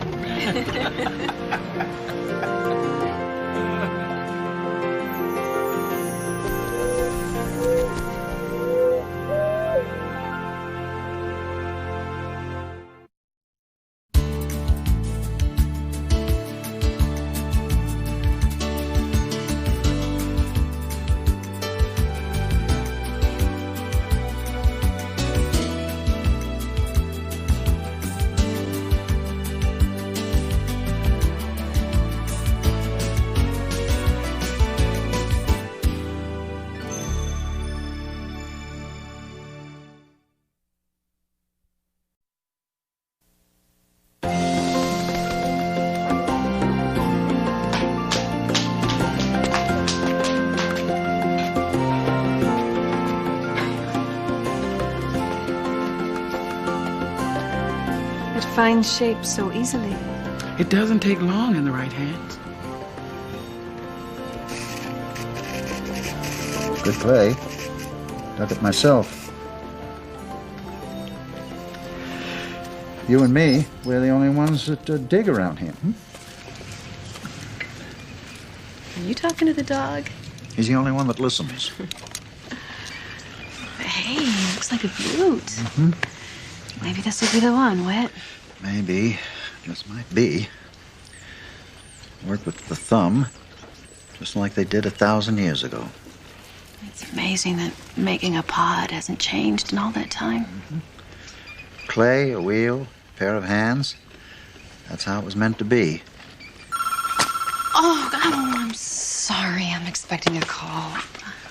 Who sat down and invented that noise? I'll take it in the house. Hello? Yeah, this is Penny. I'll get Michael. It's beautiful, but it's not the only way to make pots. Why does he think it is? Well, Whit is a plain, no-nonsense kind of man. And for him, the simplest way is the best way. But now Whit is about to find out how complicated simple can be. I see. Well, I'll call you tomorrow. Michael. The cancer, it's spread into the bones.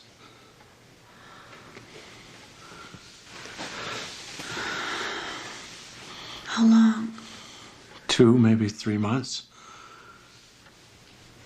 Maybe he's not due for 4. And that's how long I'm gonna live.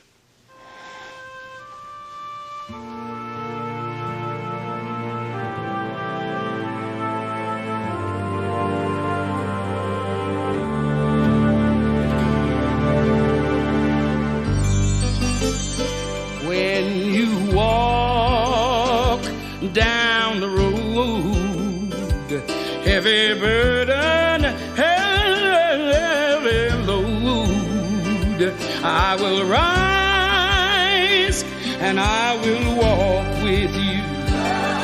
I'll walk with you till the sun don't even shine.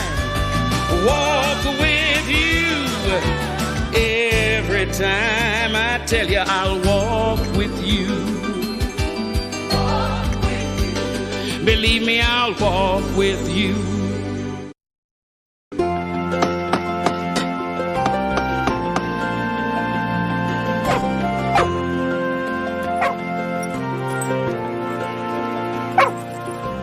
Leonard, how did you get out? You went over the fence, did you, Leonard? Well, I know there are rabbits in the next field, but you'll just have to invite them over here next time, okay? Thanks for bringing him back. Actually, I came to apply for the dog training job. Oh, I just put up the sign. Oh, great. So the job's still open, is it? Yeah.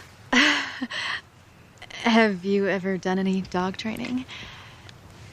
Well, Leonard, lie down in your stomach, roll over, and bark.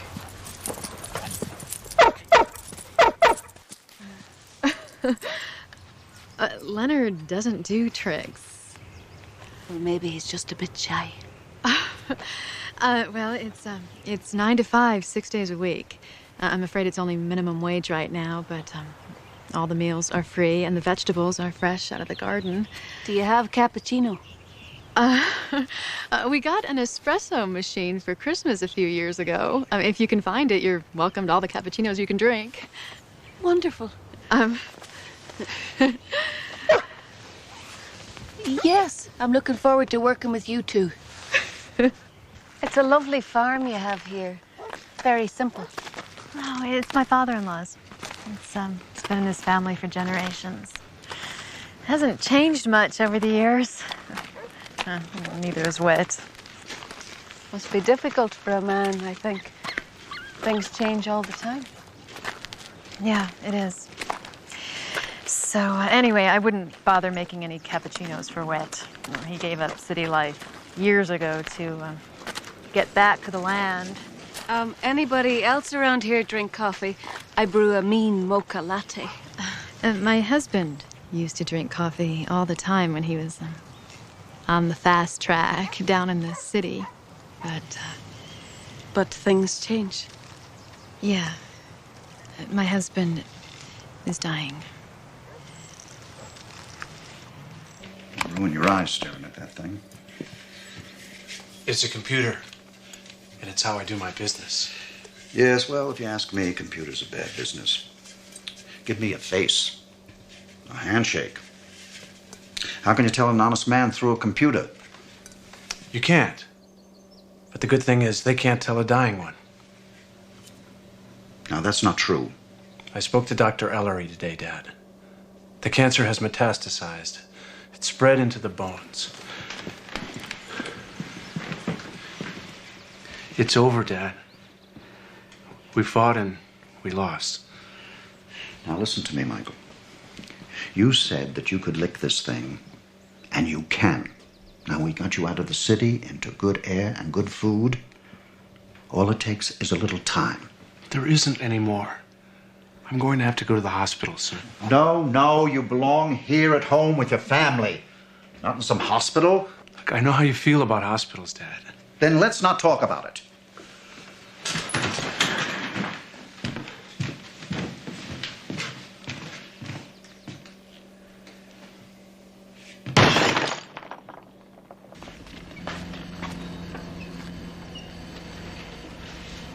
Very interesting. What? Oh, sorry. Didn't see you.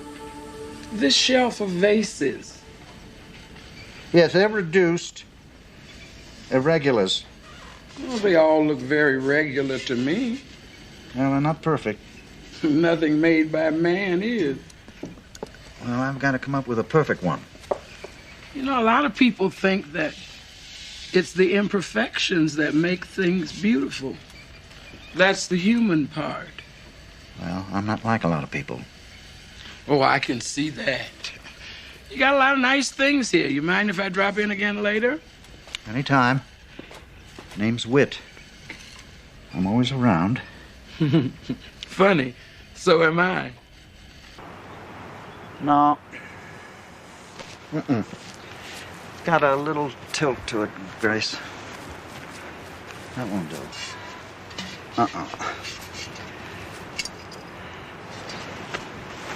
Oh, well.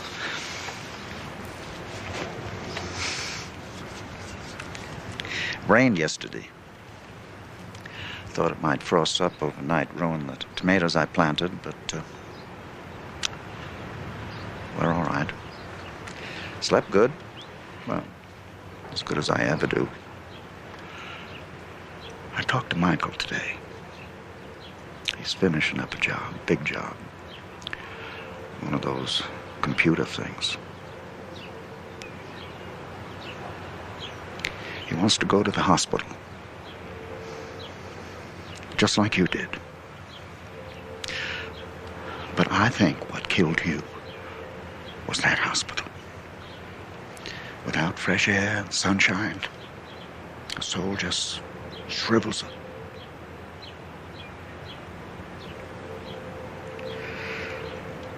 Oh, God, help me, Grace Marie. Our boy is...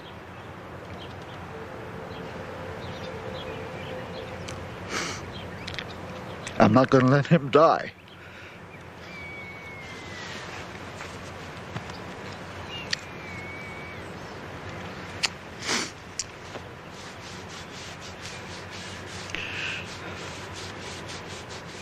A little wider base. I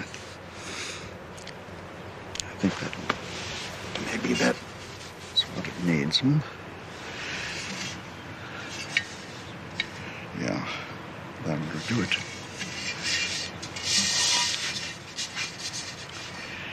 Yeah.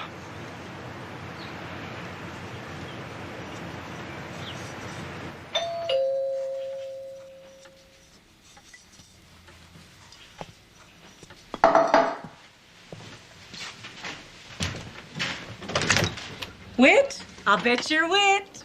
That's what I'm told. Well, I'm Jolene. I'm so happy to finally meet you. Your farm is just beautiful. And your well out front, I bet the water's delicious. Sweet as rain. Oh, you know, my grandpa dug a well right next to his cabin. I go up there every chance I can. You know, it's sort of my secret hideaway. Do you know where Steamboat Mountain is? Oh, sure I do. That's God's country up there. Isn't it? Oh, I go up there to think and drink that water. Could I have a glass of water, please? Thank you. Yeah, I love being pregnant. I just adore it. I just find that if I don't keep up the water thing, I get dehydrated. I get so tired. After a few of these, you sort of recognize the signs. Oh, yeah, sure. I got a sonogram today. It's the boy. They wanted to know. I'm sorry. Know what? Well, that you're having a grandson. Who is? Well, didn't they tell you? Oh, for heaven's sakes. Congratulations. I'll tell you, I think Monica's turning Leonard into a pretty good house stuff. Jolene. Cat's out of the bag, kids. We're having a boy. We? Who's pregnant here? Oh, dear. Wait, Jolene is pregnant. She's a surrogate mother. And she's carrying our child. How? It's called gamete intrafertilization. It's called a miracle, Dad.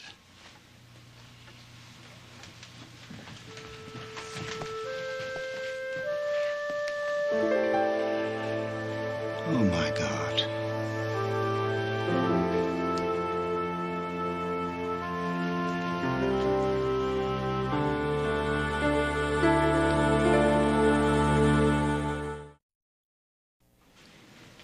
A surrogate? A surrogate is having your baby? Penny could conceive, but not carry to term. This was our only way. We really want this baby, Wet. Well, if you want a baby, you adopt one. We would have, if I hadn't gotten sick. They won't approve me now. So you'll adopt it when you get better. Dad, how many times do I have to say it? I'm not getting better. And if I'm going to die, I want to leave a part of myself behind. Maybe it's selfishness or ego or some sort of old-fashioned instinct. Old-fashioned? There is nothing old-fashioned about this. This is a mockery of everything I believe in, everything I taught you to believe in. This is why we didn't tell you before. Oh, so it's my fault.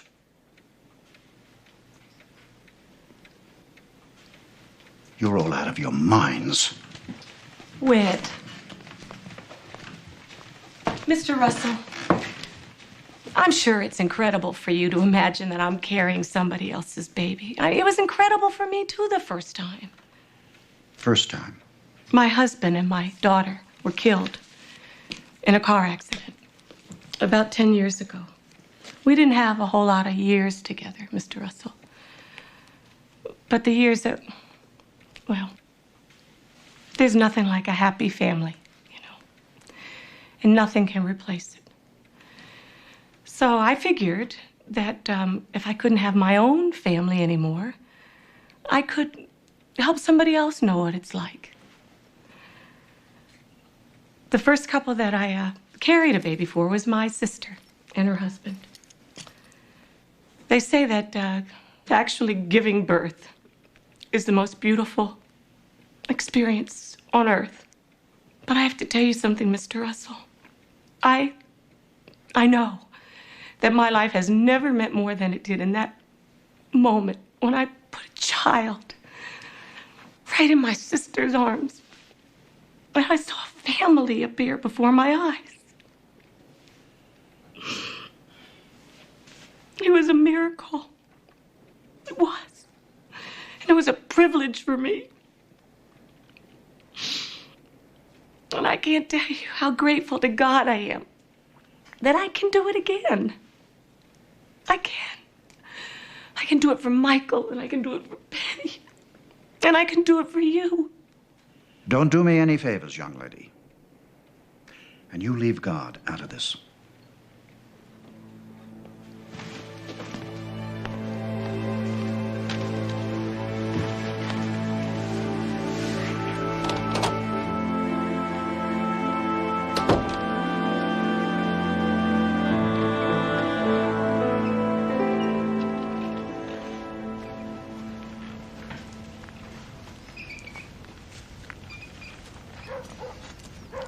You break it, you bought it. I can read. You can also spot a good piece of pottery. What will you take for it? Price is firm, as marked. Not much firm in this life. Something told me you were a bargaining type. No, where I come from, we don't make deals, but personally, I've never been opposed to a fair trade. You take this, and have a nice day. Dad, we've got to talk. I'm with a customer.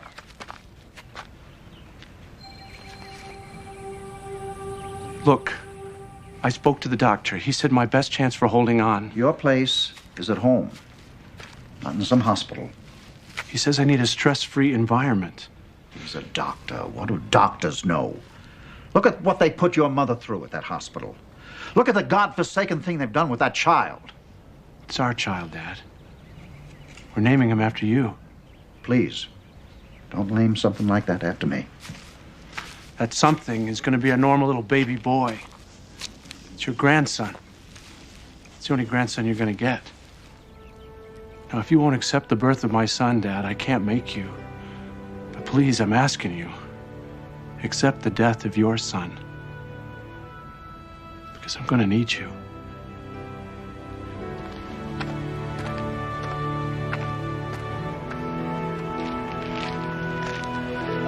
Remember Michael's colic? I walked him up and down every foot of that house, night after night. And I kept saying, there must be something we can do. And you said, just time. Time is the only cure. Everything passes, you said. This too shall pass.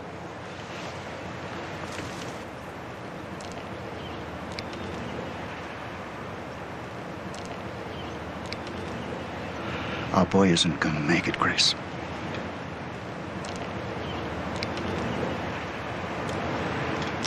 I can't bear the thought of him being in a hospital.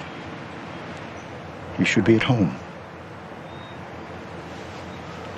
It'd be more fitting.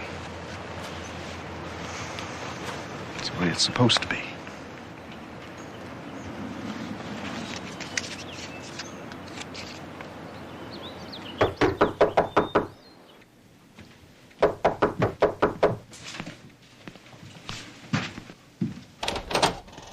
Hello, my name is Tess. I'm going to be your nurse. My nurse? No, I'm going to the hospital. You need peace and quiet, and that's my specialty. My name is Tess, and I'm going to reduce your stress courtesy of your pop. Fellas, bring that bed in here. Do it quietly. Okay. Now, where is your dad? Out back in the pottery shed. Good, because I got a nice piece of pottery coming to me.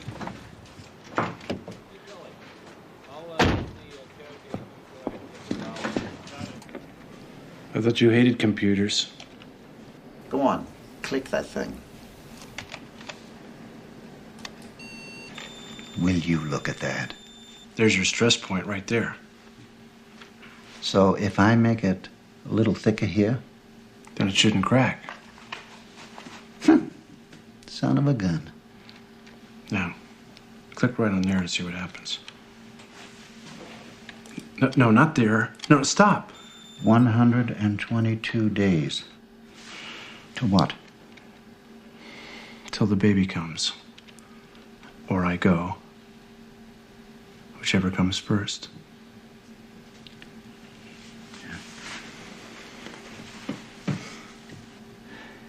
That Jolene is real nice, don't you think?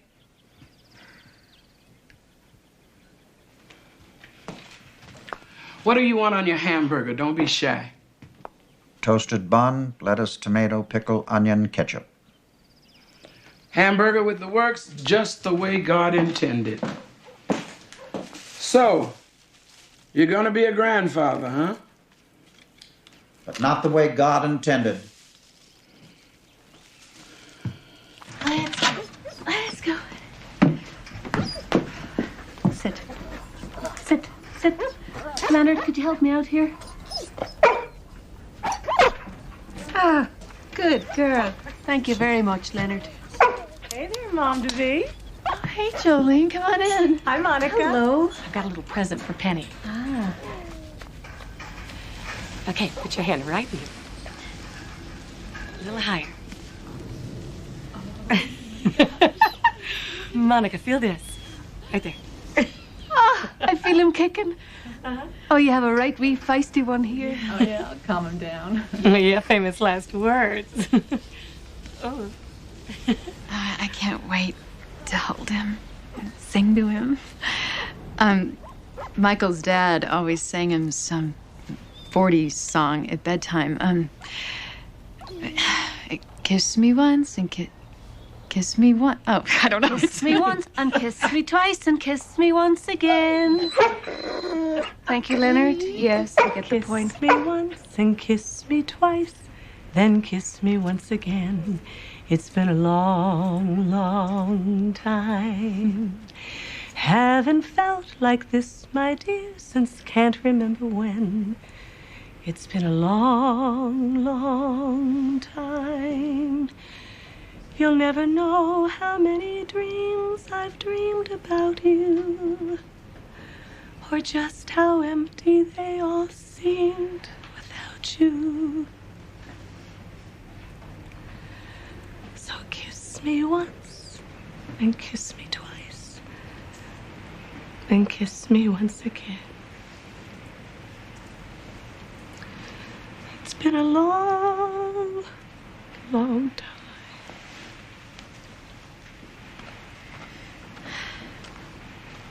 It was his mother. Michael's mother saying that to him. Then I'm going to learn it. I'll sing it to her grandson. Yeah, well, please don't. You know, Whit, someday it's just going to be you and me raising this child. I want you to be a part of his life. Oh, no. I'm not going to be a part of any of this. What? I'm ashamed. And you should be too. Bringing a child into this world should be the most sacred act we have. And you have taken something precious and shoved it into a test tube. I don't know what this is. This thing you're cooking up. But it's against the laws of man. And it is monstrous. That's what it is. A monster. Go on. Go. I'd rather live in an alley than raise my baby with you. That's fine with me.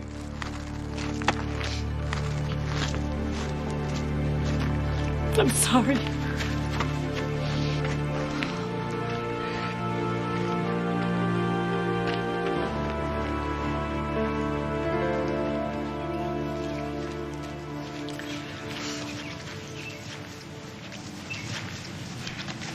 Magenta? This is going to be one beautiful pot. There's still no answer at Jolene's. Where could she be for the last 3 weeks? Didn't she say her grandpa had a cabin someplace? Yeah, but I don't know where. I just hope she gets my apology note. Wherever she is. I apologize for both of us. Mail's in. Bills, more bills, couple of get well cards. You can file those. Here's one. Return to sender. Oh, no. Penny? It's the apology I wrote to Jolene. It's been returned. Moved. Address unknown. Well, what does that mean? I think it means we lost our baby. She's not going to let us have him now.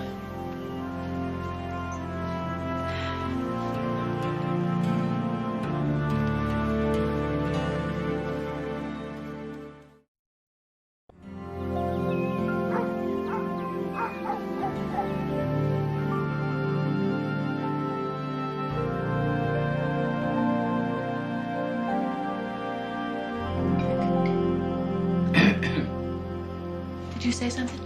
No.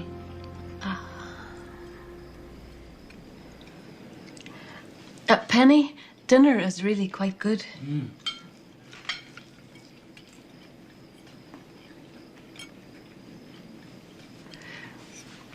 Whit, it's been a while since you told us one of your funny stories about the old days. That's right, Whit. We've probably got some good old days in common. Let me hear from you. From anybody. Pass the beans.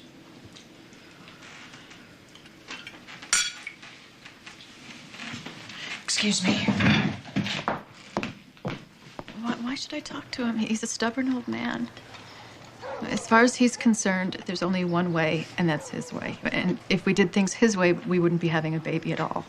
Well, you may not be having one anyway, so what do you have to lose?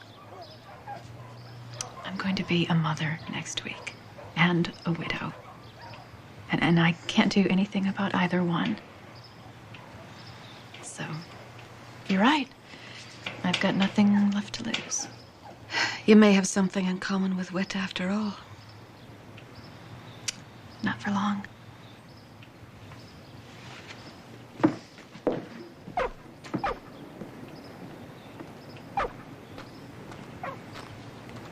This is a very unusual time. Everyone's grieving for some things that haven't happened yet. But it is going to happen. Michael will die, and somewhere out there Jolene will give birth, and unless we can think of something, Michael will never get to see his son. Never say never, baby. And getting those two together is not why we're here. Michael has no choice but to die. And that baby has no choice to do anything but be born. But Jolene and Whit have choices that will make all the difference. And they still need our help. Maybe. If we just had more time. I'm afraid we have less time than we thought.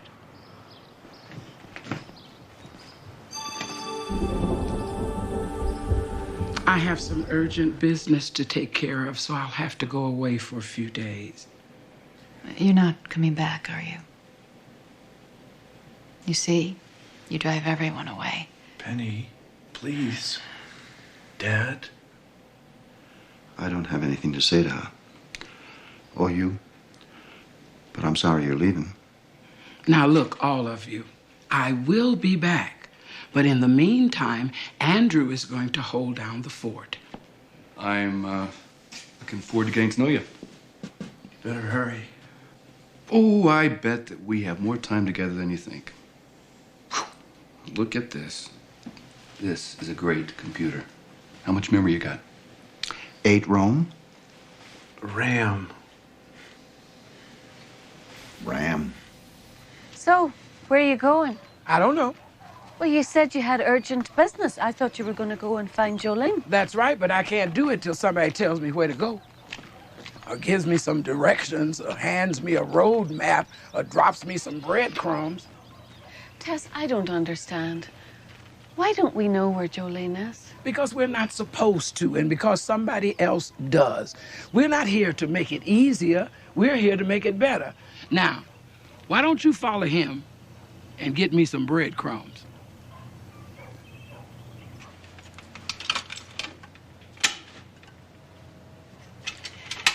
Are you ready to fire this pot? Well, I thought I was, but I can't get this darn thing to hold its heat. That's too bad. It's a beautiful pot. It deserves to be. Be what? Just be. Yes, well, it's gonna be junk unless I get this thing fixed. Isn't there something else you can use? This is the only kiln I've ever used. I'd hate to see that stand in the way of a beautiful pot.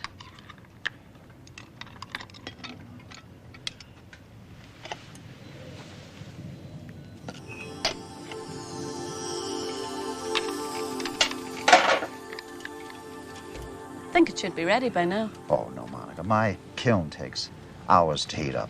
Ah, well, mine doesn't. Well, who knows? Anything in a pinch, hmm? Sometimes that's just what it takes. All right, here goes.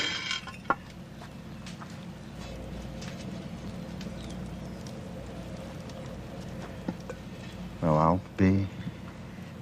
It's done. It's good, huh? Wait, I have a question. You fashioned this pot with your own hands, right? Right. So you're the maker of this pot? Yeah, what's your point? Well, you made this like you made all the others, except that you finished it in this furnace instead of the one inside. So, is it still your pot? Of course it is. Born in a different place, but made by the same potter. Wait, do you know where Jolene is?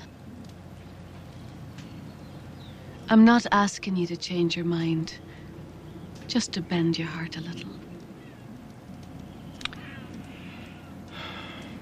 She's in a cabin on Steamboat Mountain. Hush, little baby, don't say a word. Mama's gonna buy you a mockingbird. And if that mockingbird don't sing, Mama's gonna buy you a diamond ring. And if that diamond ring turns to brass, Mama's gonna buy you a looking glass. Tess, what are you doing here? I came in the back door. Actually, I'm wondering what you're doing here. I'm singing to my baby.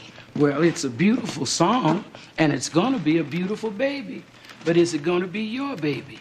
Somebody has to love him. That should be the mother and the father, don't you think? Michael's dying. You knew that when you agreed to carry this child. I didn't know there'd be so much anger. Frightened people often hide behind anger. They needed your understanding. But instead, you came up here to hide. I'm not hiding. This is where I come to think. This is my grandfather's cabin. He built it with his own 2 hands. Sounds a lot like Whit. No.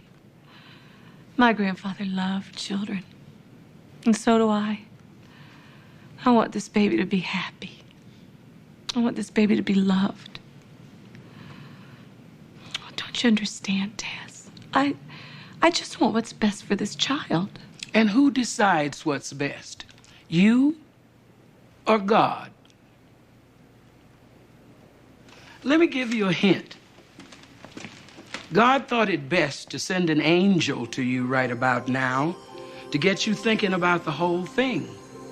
Because that's not their baby, and that's not your baby. It's God's baby. And it's time we asked him what he wants for the child. Michael, Penny, will you look at this? I still don't understand how you got it to fire up so fast. Hello. Why are you always so cheerful? I guess it's the line of work I'm in. Who is this fellow? He's an angel, A what? and so am I.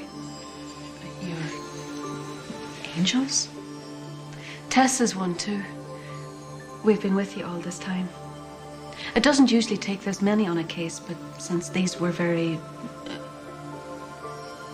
Extraordinary circumstances. Oh, man. Did I just die? No, not yet. We still have some business to do first. Hold on. What kind of angels are you? the old-fashioned kind. You're not going to tell me that angels have come to bless this way of carrying a child? No. We've come to bless the child. Angels don't tell you what you should have done.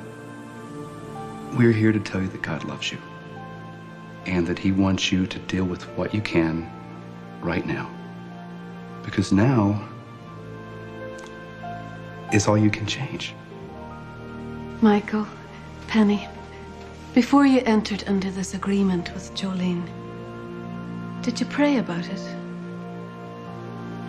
We thought about it very hard, but... No, we didn't pray. Isn't it odd how people pray every day over the tiniest things? The weather, a green light, a baseball game. Things you can't even change. But how come no one remembers to pray when faced with a decision? When you have to make a difficult choice, don't you think God would like to help you make it? If you had prayed a few months ago about how and when to have this baby, I know that God would have given you an answer. I truly don't know what he would have told you then, but I do know what he wants to tell you now. And I know what that is. Doesn't matter right now what I think or you think, whatever we think. There's only one thing we know. There's a baby waiting to be born here. I was wrong. I do want that baby here. I do want to be a grandfather.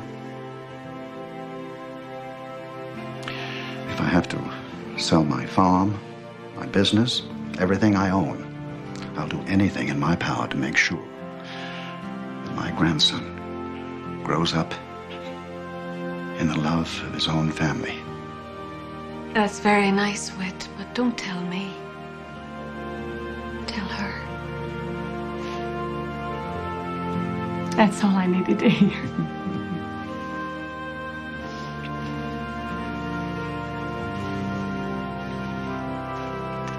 So, Michael gets to hold his son after all, huh? I don't know. It's gonna be close.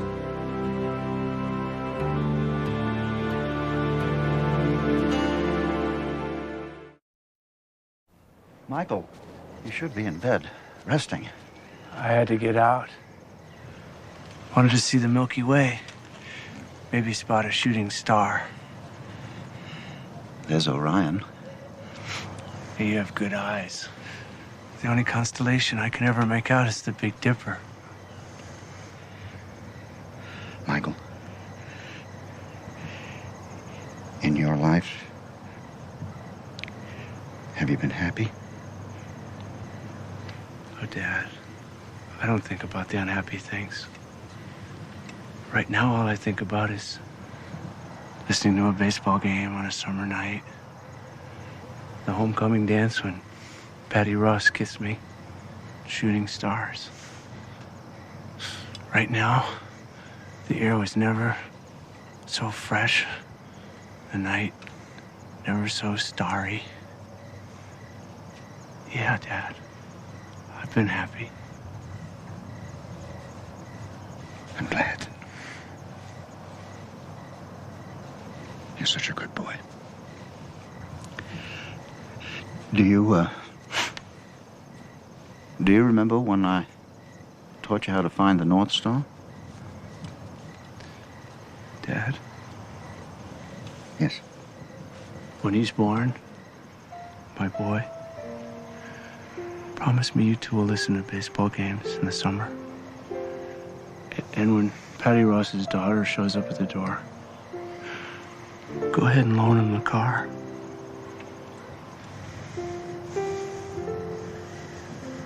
You have my word.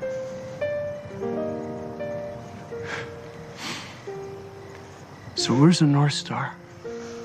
Well, now, North, don't you know?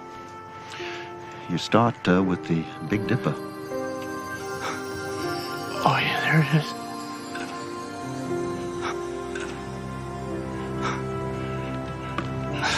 I remember Patty Ross.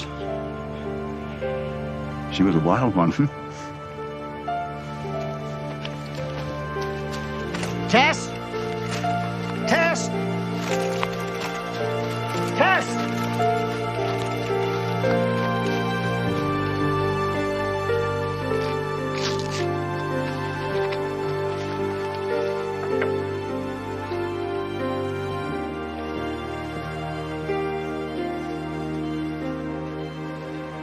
That's right, son. Hang in there. God's not going to let you down. Jolene's water just broke. She's on her way to the hospital. I don't know what to do. Go. It's okay. I'll be right here when you guys get back. And I'll be back with our baby.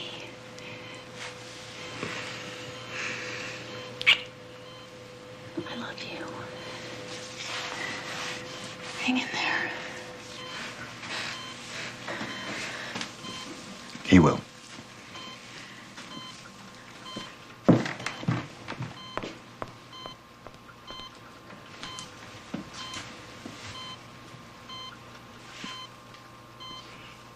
think I know which angel you are.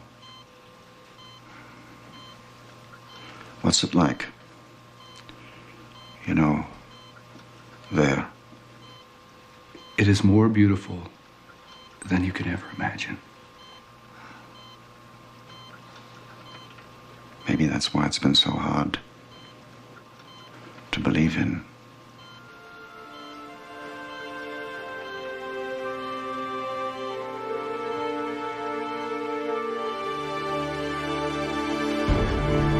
I'm right here, son. Breathe easy.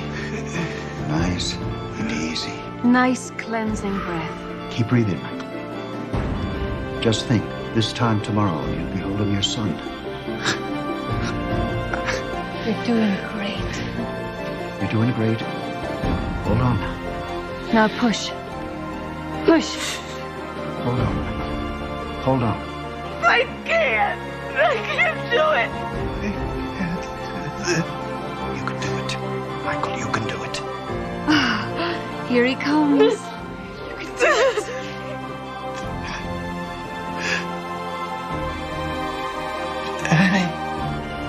You're holding your son, Michael.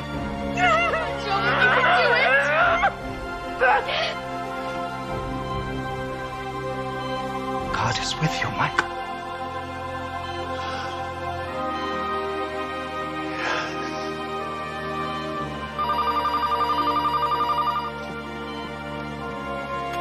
Yes. Yes. Oh, wonderful. Michael, you're a... You were right, Whit. God is with him. And he is with God.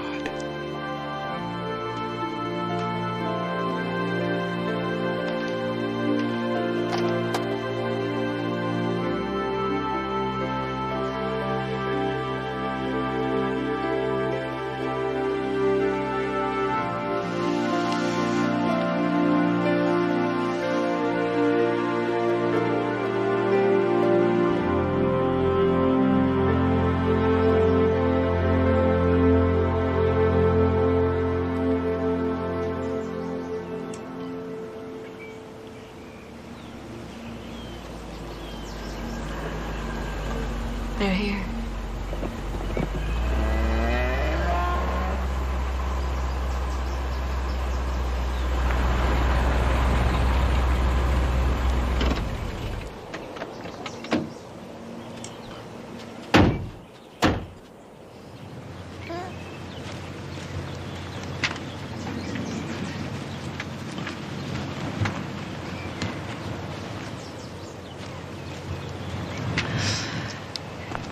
The morning he was born, he was laying next to me, and I was just staring at him. But he was looking everywhere else but at me. I think he was looking for someone. I think he was looking for his mom. There she is, sweet one. You found your mother. Thank you. Thank you.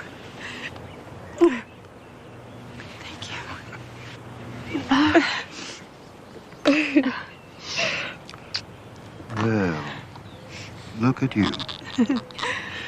Hello, little man. Not so little. That's right, big fella. He is a Russell, after all. Yes, he is, Whit. Thank you for giving me such a beautiful grandson. I just wish Michael had seen it. Just once. Maybe you want to look at this. What's that? It's a birthmark. It almost looks like a kiss. It is. It's a kiss from Michael. If Michael had lived one more day, he would have held his baby in his arms for just one day on this earth. But instead, he died just as the wee one was being born. You see, in heaven, eternity can be found in but a single moment. And in that moment, Michael and his son have already spent an eternity together.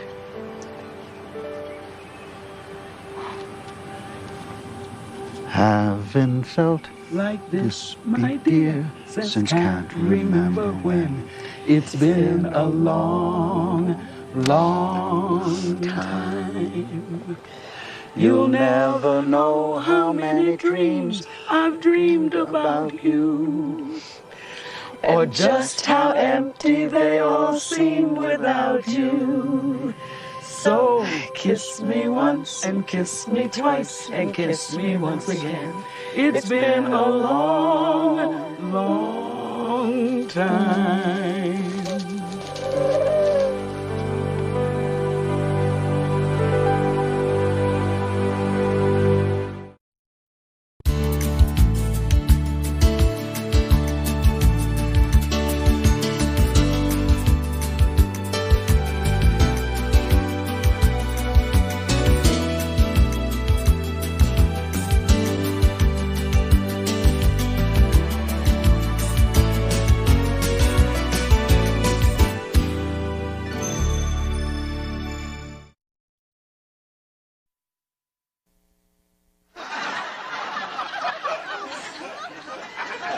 So, Michael, you're saying you'll break up with Catherine unless she pierces her body?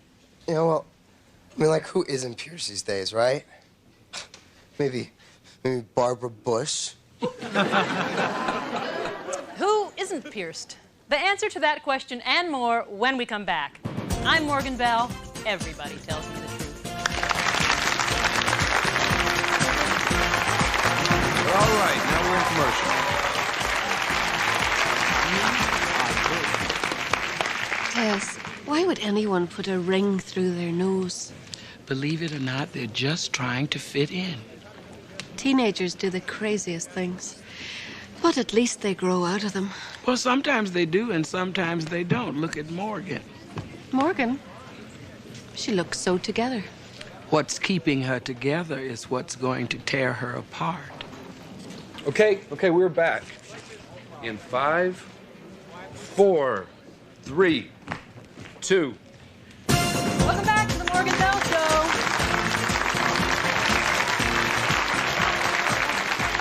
Today, get pierced or get lost.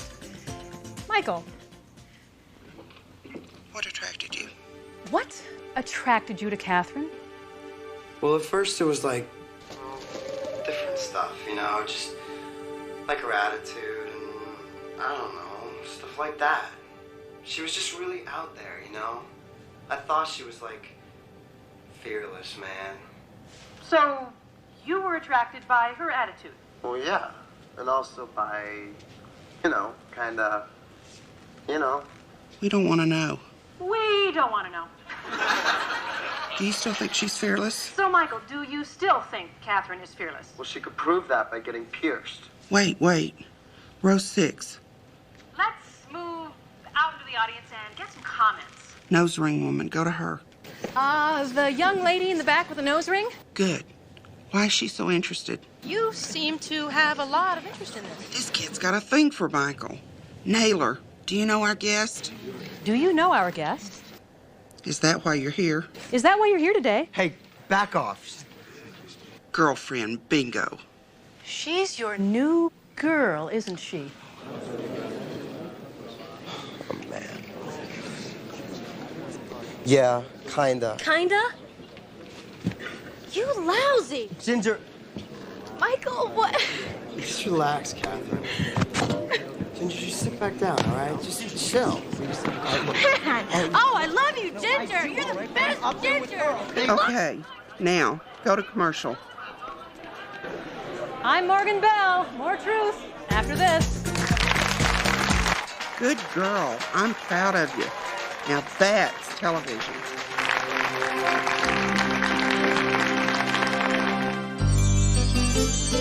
When you walk down the road, heavy burden, heavy load, I will rise and I will walk with you.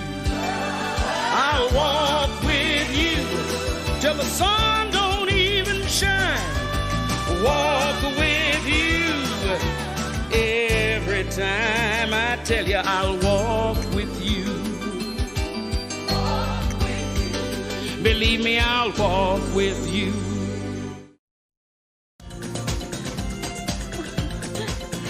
I want to thank all my guests, but especially Catherine here. She learned an important lesson, that sometimes love is only skin deep. See you next time.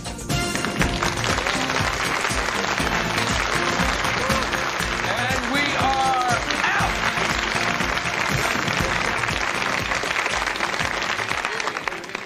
Where are you going? Show is over. Not for you, it isn't. Now remember, the camera only shows you what it wants you to see. And if you need me, I'll be at the mixing board. I just love punching them buttons. Tess, I don't know what I'm supposed to do. Hi. You must be Monica? Yes. It's really nice to meet you. Oh, same here.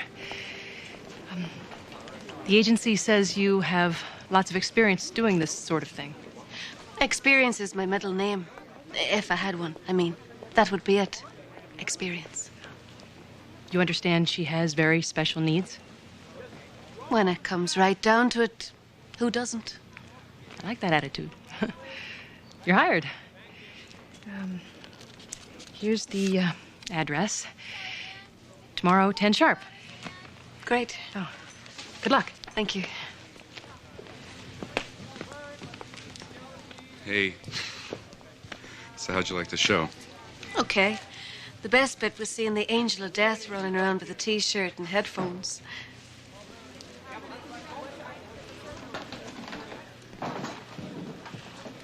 What's the matter? I was just trying to imagine what you would look like with a safety pin through your lower lip. Andrew, what are you doing here? I know that I've got some unfinished business. I don't know what it is yet. But there's something about Morgan. I don't know. She looks awfully familiar. I have a job with her sister. Claudia? Really? Doing what? I don't know. That ought to be something to write home about. What do you mean? She's the invisible producer. She's like the Wizard of Oz or something. She runs the whole show. She calls all the shots from her apartment, and no one's ever seen her. Never? Nope.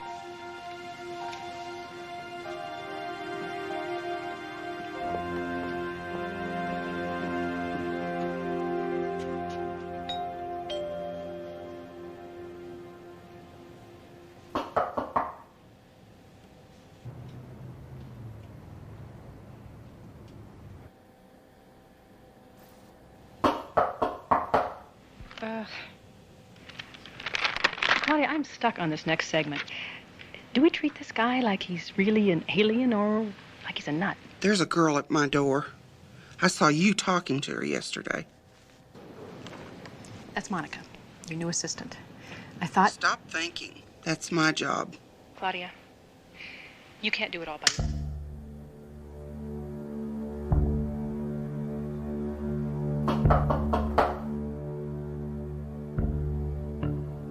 Claudia? Morgan, we're back in 15. Claudia, you heard him. We're back in 15. 10. Is this working?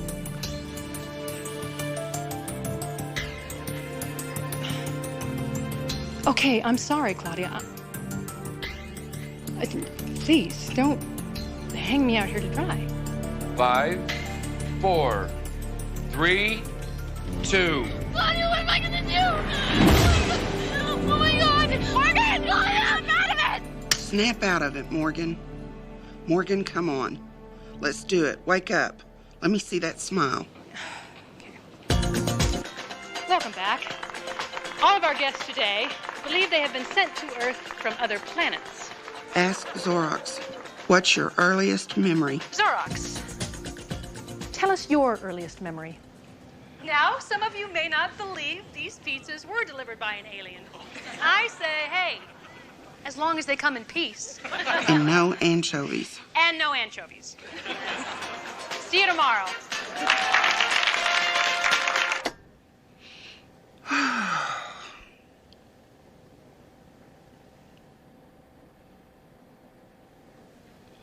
What do you think you're doing? Hello, Monica. Your sister sent me. I don't need an assistant. You hear me? An assistant? Oh, are you sure? Yes, I'm sure. And the automatic door is broken anyway, so stop hanging around. Broken, huh? Yep. Must be a short or something. Sorry. Well, maybe I can help. I'm very good with mechanical things. No, that's okay. The workmen are coming tomorrow.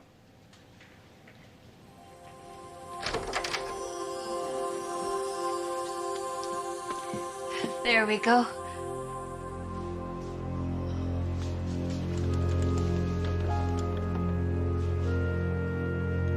Hello, Claudia. Hello.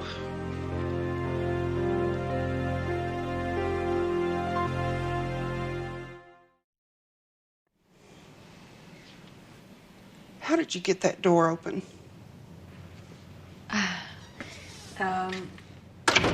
Open your mind and you open a door, I always say.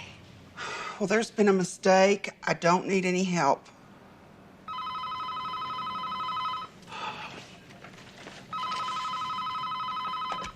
Yeah.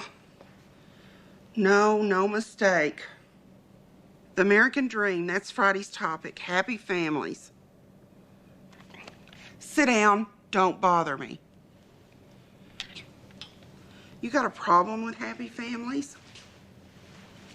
Now make sure there's a guest seated on the aisle, row 2. Her name is Melissa Lucas, row 2, aisle.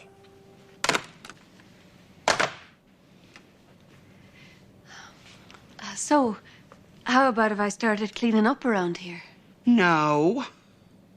Whatever my sister said, I don't need anybody. My sister's always trying to take care of me. It's funny, I heard you were always taking care of her. Maybe that's the secret of our success.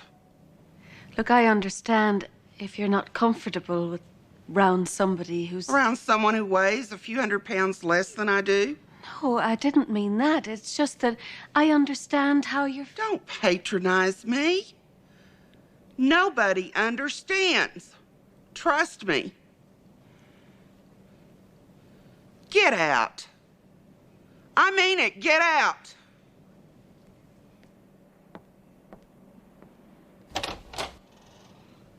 And if you think I'm sitting around here feeling sorry for myself, forget it.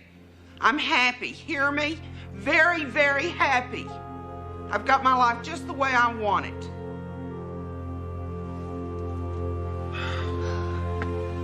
That's what I'm afraid of.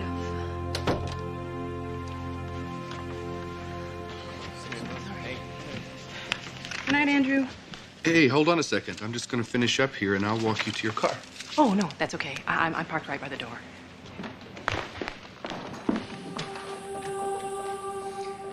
I've had no success getting close to Claudia. She won't even let me clean her house. Morgan won't even let me walk her to her car. Each one seems to be close only to the other, as if they were two halves of the same person. Morgan the face, Claudia the brains.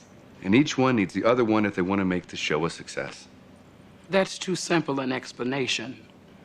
God wants every person to be a whole person, a completely unique individual, not half of somebody else. And whatever made them start this secret club of theirs isn't healthy for either one of them. And it's going to start to hurt other people unless we can get these two women apart and yet somehow keep them together.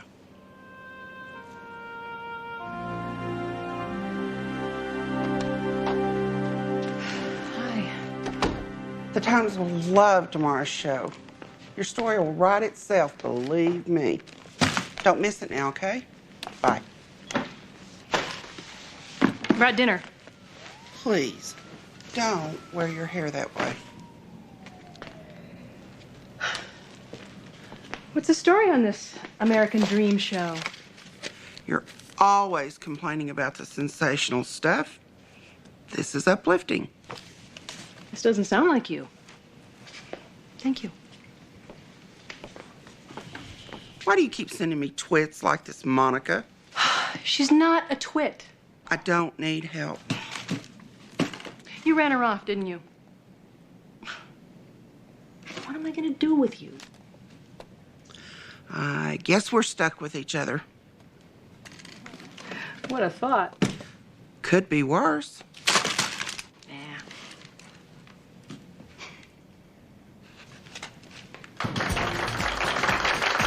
Mr. and Mrs. White, tell the audience how long you've been married. We've been married for a quarter of a century, and we've never spent a night apart. She still turns him on. She still turns you on after all these years, Jess? Come on, after all, that's a lot of days and a lot of nights. You were fired yesterday. Go away. Just curious, what? I just came by to leave something. Put it by the door on your way out. Yes, ma'am. She sure does. Isn't this wonderful? Wouldn't you like to see more shows like this? Morgan, keep on track. Ask them if every night has been a good night. So I suppose the next question is, has every night been a great night? Well, there was that one long night. Well. I think we've got something here. Oh, no, not prom night again. Lizzie had a curfew of 1:30. Have fun, kids. Be home by midnight. Mom said 2:30. It was special because it was prom night. Okay, Morgan, snap out of it. It was prom. You're okay, Morgan. Forget about it. Just move on. Anyway, that was probably the worst night we ever had. You're fine, Morgan. Now go to the girl sitting in the second row on the aisle. Just do what I say and you'll be fine. Do you believe this family is really happy? Do you believe this family is really happy? No. Why not? Whenever somebody says they're that happy, they've got to be hiding something. What's your name and why do you think that? What's your name and why do you think that? My name is Melissa Lucas, but my real last name is Jersey. Your real name? Jersey is Mrs. White's maiden name. I'm her daughter. The first one. Claudia, don't do this. Don't give up now, Morgan. Tell us your story. Come on, Morgan. Just say it, Morgan. Just say it. What's your story? Come on, ask the question. Tell us your story. She had me when she was 18. I grew up in a bunch of foster homes, and she got herself an all-American family. Claudia, stop this. It's wrong. What do you think, Mrs. White? Is this your daughter? What do you think, Mrs. White? Is this your daughter? Joe? Mrs. White? Are you okay? She's having a heart attack. Joanna! Somebody help, please! Okay, cut the beat. No, don't go to commercial. Go over to her. Go on. Hello, yes, there's an emergency at the Morgan Bell show. Thank you. Oh, no, I don't know what to do. What should I do, Claudia? Tell me. Help me, Claudia. I don't know what to do. The highly rated tabloid show has made its reputation breaking taboos, taking no prisoners, and leaving broken hearts in its wake. However, this time, their muckraking style may have broken Mrs. White's heart for real. Mrs. White remains in critical condition. We asked her how many children she had, and she lied. And we are in the business of truth. But she took that risk when she abandoned her kid. She was racked with guilt, and it catches up with you sooner or later. It just happened to be on our show. Yeah, fine, do that. And take a look at the ratings while you're at it.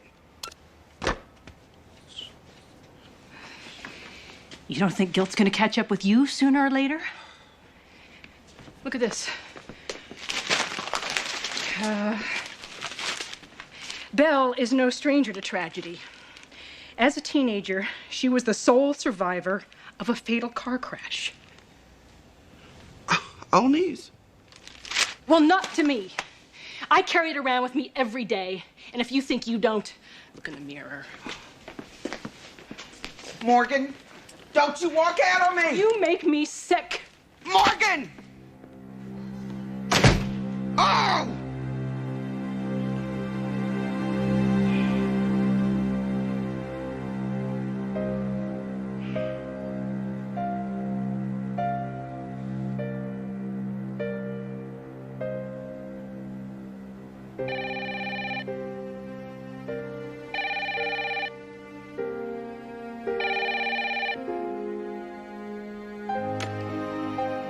Claudia, make it quick. This is WMLW News, and we'd like to request an interview with your sister.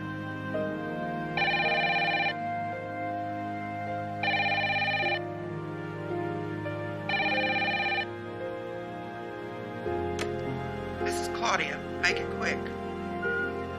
Claude, it's me again. Come on, answer the phone. I'm sorry, you know I didn't mean it. Well, I did, kind of. Look, we have to talk. Would you pick up? Okay. I'll call you tomorrow. And we're going to talk before the show, okay?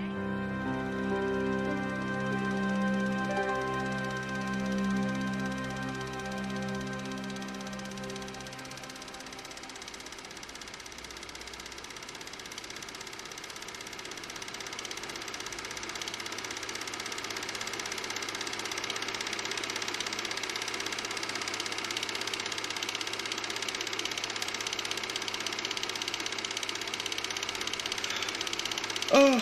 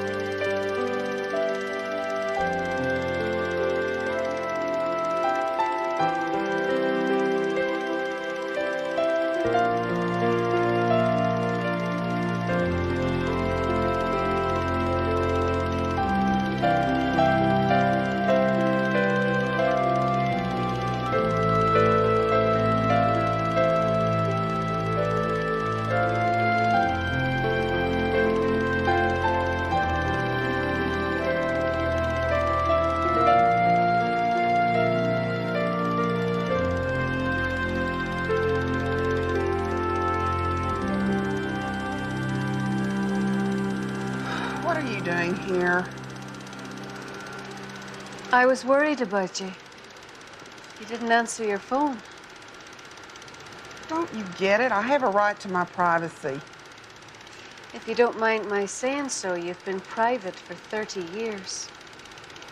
I do mind, and I'd like to know what you're doing here. I thought a few happy memories might cheer you up. What's to cheer up? You think I'm losing sleep over some pathetic gal who couldn't handle the truth? Yes, I do. Honey, the turnip truck just left without you. Aren't you even a little...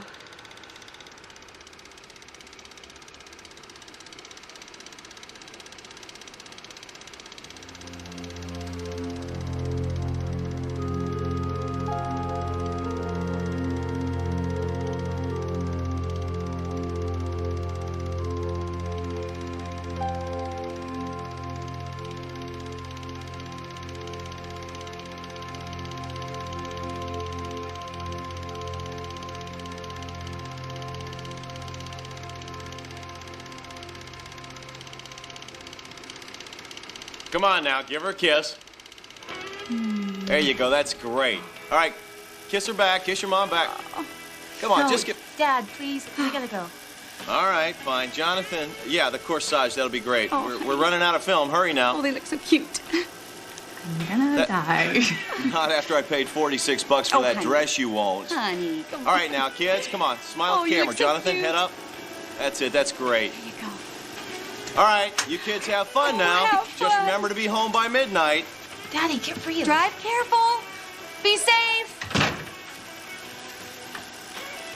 Turn it off. Turn it off. Turn it off.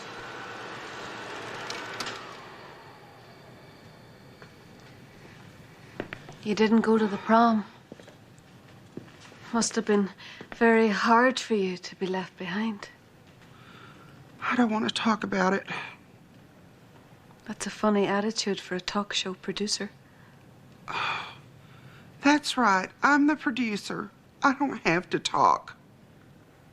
But why shouldn't you? You're so creative, you're so clever, you could be the host. You would be so... Pretty if I lost weight. Been there, heard that. Get out. I was going to say you'd be so popular.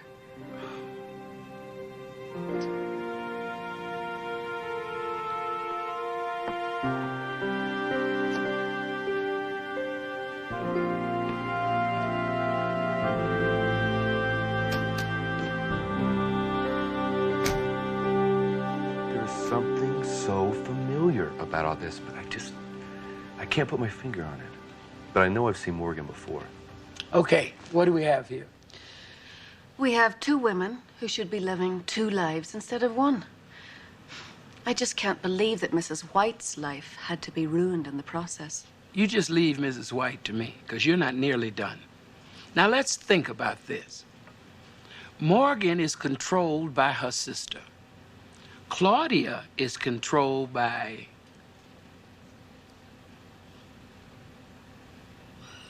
Anger?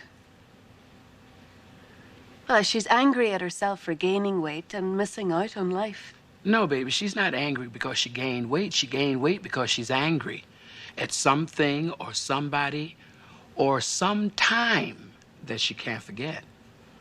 Well, okay, we ought to be able to narrow that down then. How long has she been like this?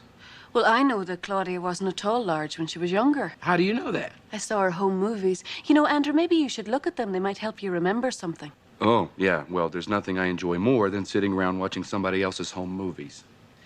Claudia didn't like it either, especially prom night. Prom? That means something to you? Yeah, maybe.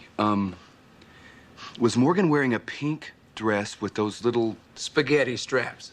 How did you know that? And the boyfriend was in a really ugly blue tux, Jonathan something. Andrew, what? Oh, wow, I can't believe it. I remember everything now. Claudia's problem didn't start with anger. It started with guilt. Serious guilt.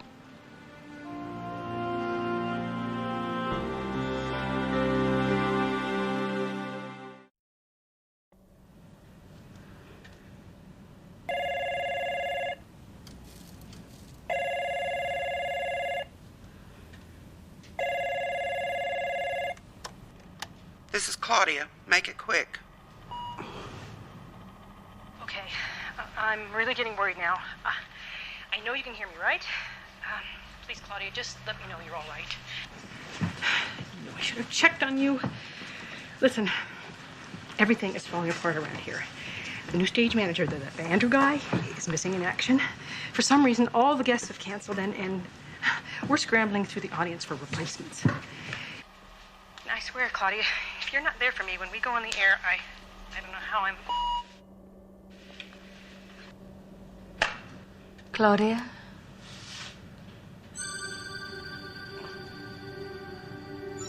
What is it with you?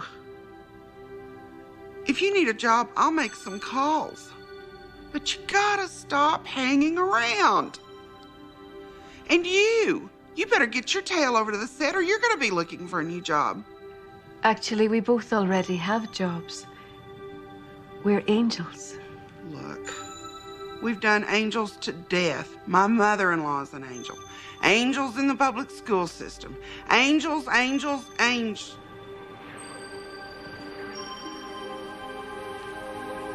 Claudia, do you remember me? I remember you. 1966. prom night.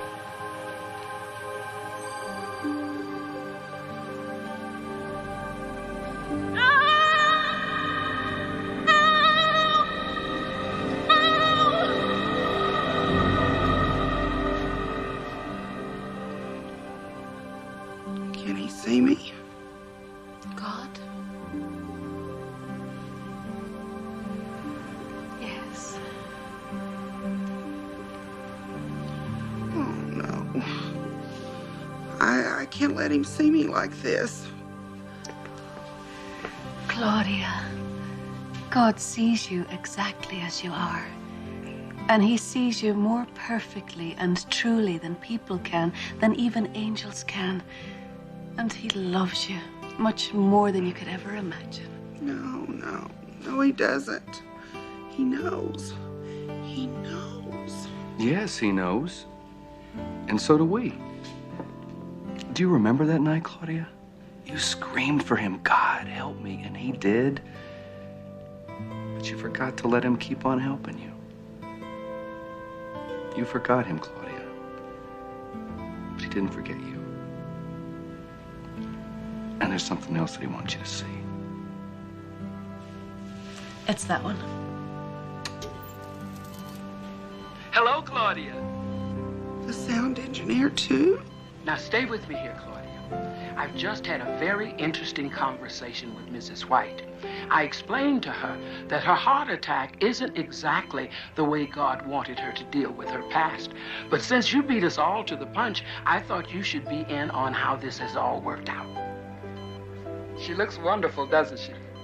All right, baby, go ahead, you're on. Hello? Just look anywhere, it's fine. Claudia? I feel fine now. I think...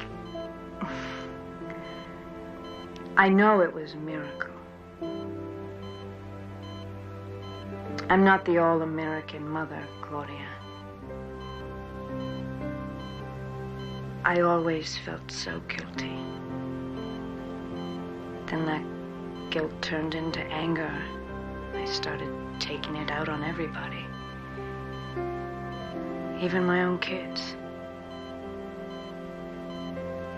In some funny way, being on your show might just be the best thing that ever happened to me.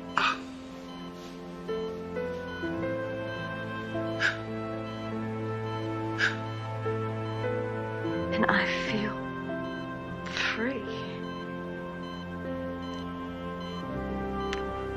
Tess says God loves me. He wants you to know that, too.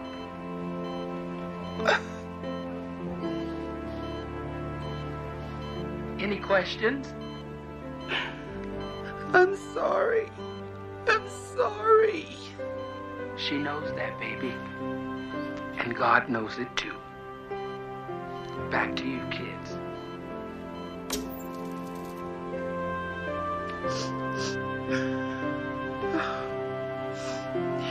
Remember that angel show? My mother-in-law is an angel. I thought that guy was a nut. I didn't make good television. I still think he's a nut. But that day on the show, I wanted to believe so hard, I didn't even dare to. But I knew if somehow I could just meet an angel, a real one, everything would be okay. We don't make anything okay, Claudia. We just introduce you to the one who can. Well, I'm ready. Yes. Yes, you are.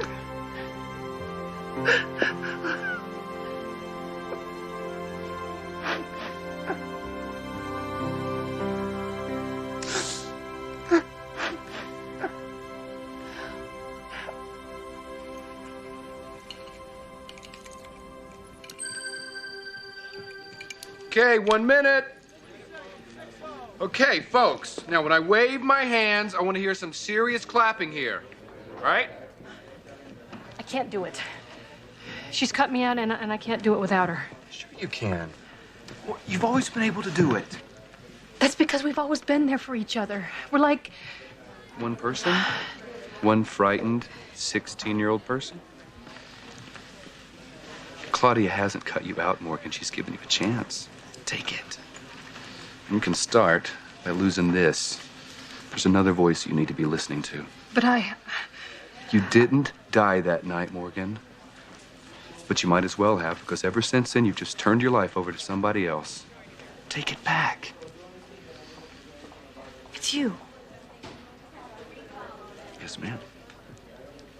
In 5, 4, 3. But what do I do?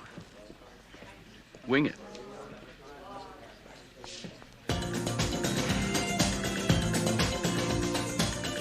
Hello.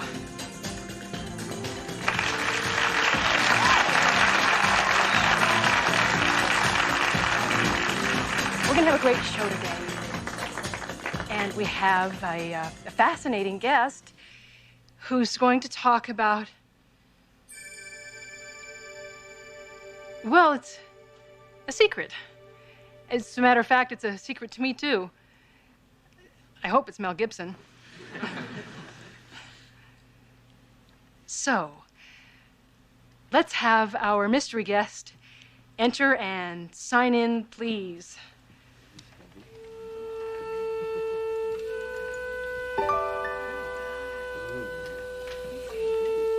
Claudia.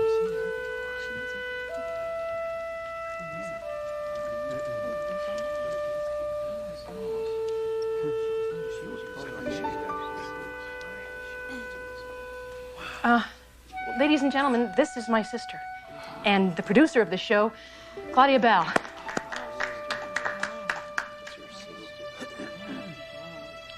It's okay. I know what you must be thinking, but I'm positive you don't know what I'm thinking. And I guess it's time to tell you. First of all, I love my sister. And I know she loves me. And for the first time in my life, I know that God loves us both. That's the only reason that I have the strength to come here and tell you what I have to say now. Maybe you all heard what happened Friday to Mrs. Joanna White. She's okay. But that doesn't take away from what I did. I've been doing dirty tricks like that all my life. Or at least since I was 16. It's okay. I wasn't always like this. When I was 16, I carried the weight of a normal teenager. And then something happened. And well, I guess I've been carrying 3 people around with me ever since. But I better back up. It was 1966, and my sister had been invited to the prom. Come on, just No, Dad, please, we gotta go. All right, fine. Jonathan, yeah, the corsage, that'll be great. Oh, We're running out of film. Hurry now. Oh, they look so cute. I'm gonna die. Not after I paid $46 for that honey. dress you won't. Honey, come on. All right, now, kids, come on. Smile at the you camera. look so Jonathan, cute. head up. That's it. That's great. There you go. All right, you kids have fun now. have Just fun. remember to be home by midnight. Daddy, get real. Drive careful. Be safe.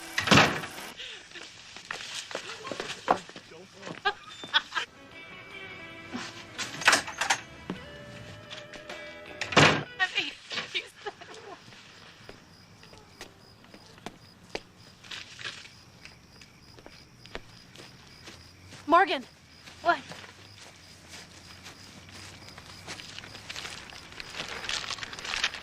I got you guys something. All right. For the prom. Way to go, Clodhopper. How'd you do this? Fake ID. I've got the key to the new copy machine in the library. Listen, I was wondering. I did all the decorations, you know. Really? Yeah, and I thought it'd be so cool if I could just go and see what they look like. You know, with people and all. You think you could just give me a ride there? I could walk back. Oh, Claudia. Look, thanks for the booze. You're great, but the cars, I mean, there's no room. I'm sorry, really. Let's go. See ya, Claude. Thanks. Thanks for the booze. Out of here.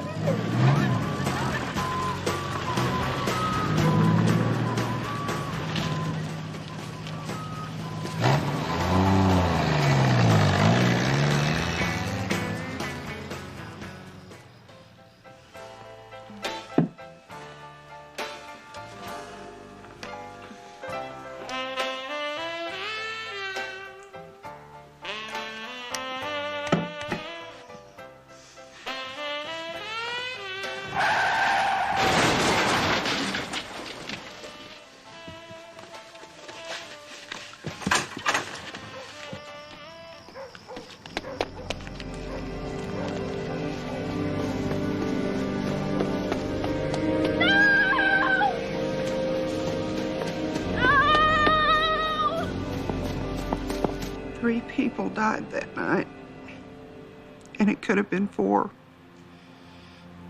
All because I tried to be somebody I wasn't.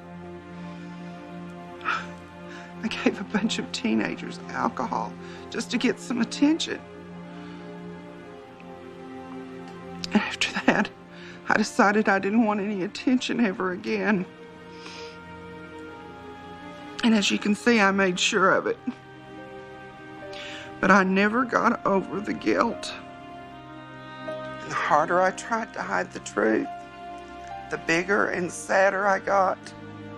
And I know now that I made so many people hurt just because I didn't have the courage to face my mistakes.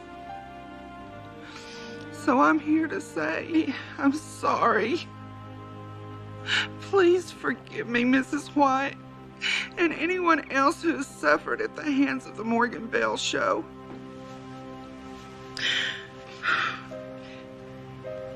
Tell him the rest. No.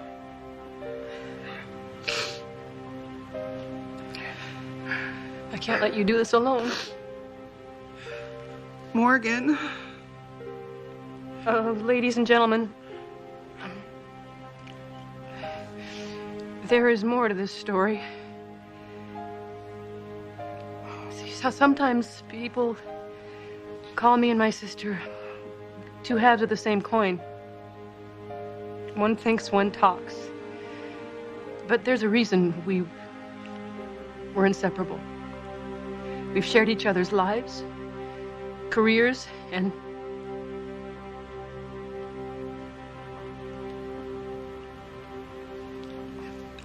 guilt.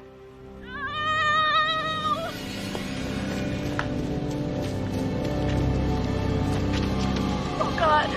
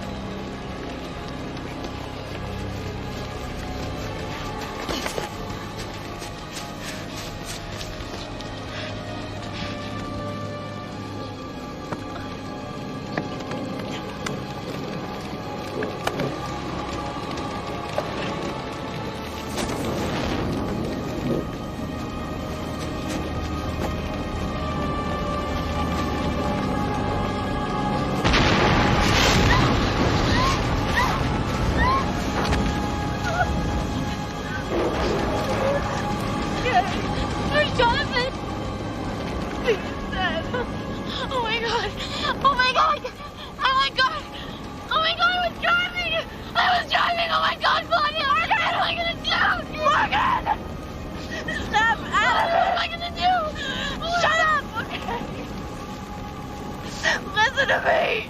Listen. You were not driving. Do you understand me? You were not. not driving! Say it! Morgan, say it! You were not driving! I was not your...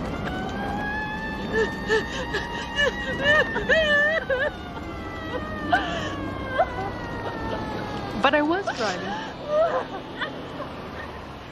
And my sister has been protecting me ever since. Now, I know that when you look at Claudia, you see someone you can't understand. But I understand her.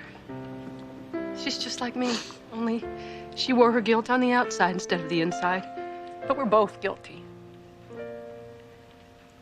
And we let that guilt poison not only our lives, but the lives of innocent strangers on this show. And for that, I too am deeply, deeply sorry. I think this is a good time to say goodbye and begin to make amends to you and each other. And to the families of our lost friends. And finally, to the God who knew the truth all along.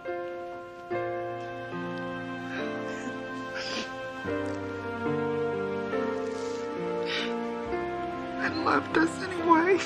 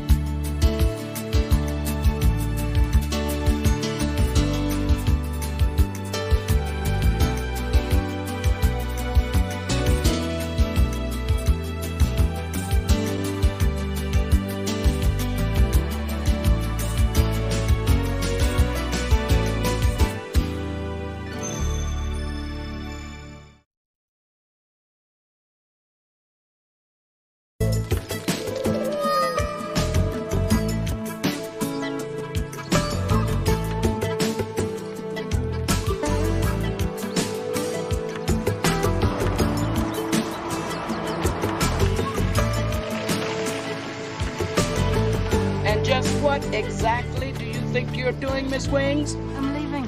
I failed. I'm finished. You're finished? Get in the car. You're finished when somebody says you're finished. Tess, you were there. The only person who can help Chicory Creek. Am I to understand you're giving up? Is this a giving up speech? Well, yes. Get in the car. The cavalry's on the way. And here they come. Get in the car.